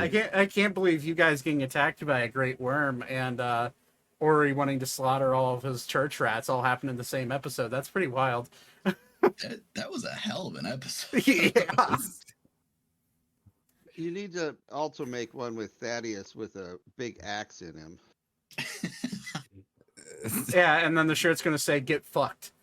Yep. I'm gonna make it so that it's gonna be Thaddeus, like we're seeing him from behind and he's looking like provocative, but then there's a big axe and tons of blood, so get a good butt shot, but still you're also getting hurt. Let me ask you a question. Oh, roll a d20 for damage on that. I'll leave it. Never mind. All right. Well, thanks for playing, guys. I'll be right back. All right, everybody. That's gonna do it. Like they said, this is a wild session. The chances of this happening literally relied on like a natural one on the d20. Like that was the only way that was happening. So, and then it happened. So here we are. I love this game. It's so much fun sometimes. It's just how it goes. You're absolutely right, Corgan. But anyways, thank you guys for watching. I appreciate all of you. We're pushing to put out more and more funny and entertaining content with this story. So hopefully today's episode, it certainly made me laugh, and it certainly made me realize, oh fuck, I thought for sure Arya was going to just get killed. 63 points of force damage is rough. So, but either way, thank you for watching. Man, they rolled a fucking great worm, dude. But here we are. We're doing this. Have a wonderful night, guys. I'll see you guys later. Thank you for watching. Peace out. Bye. Oh, and have a good Independence Day, 4th of July, if you do celebrate the birth of this country. Hopefully that's fun. But all right, bye bye.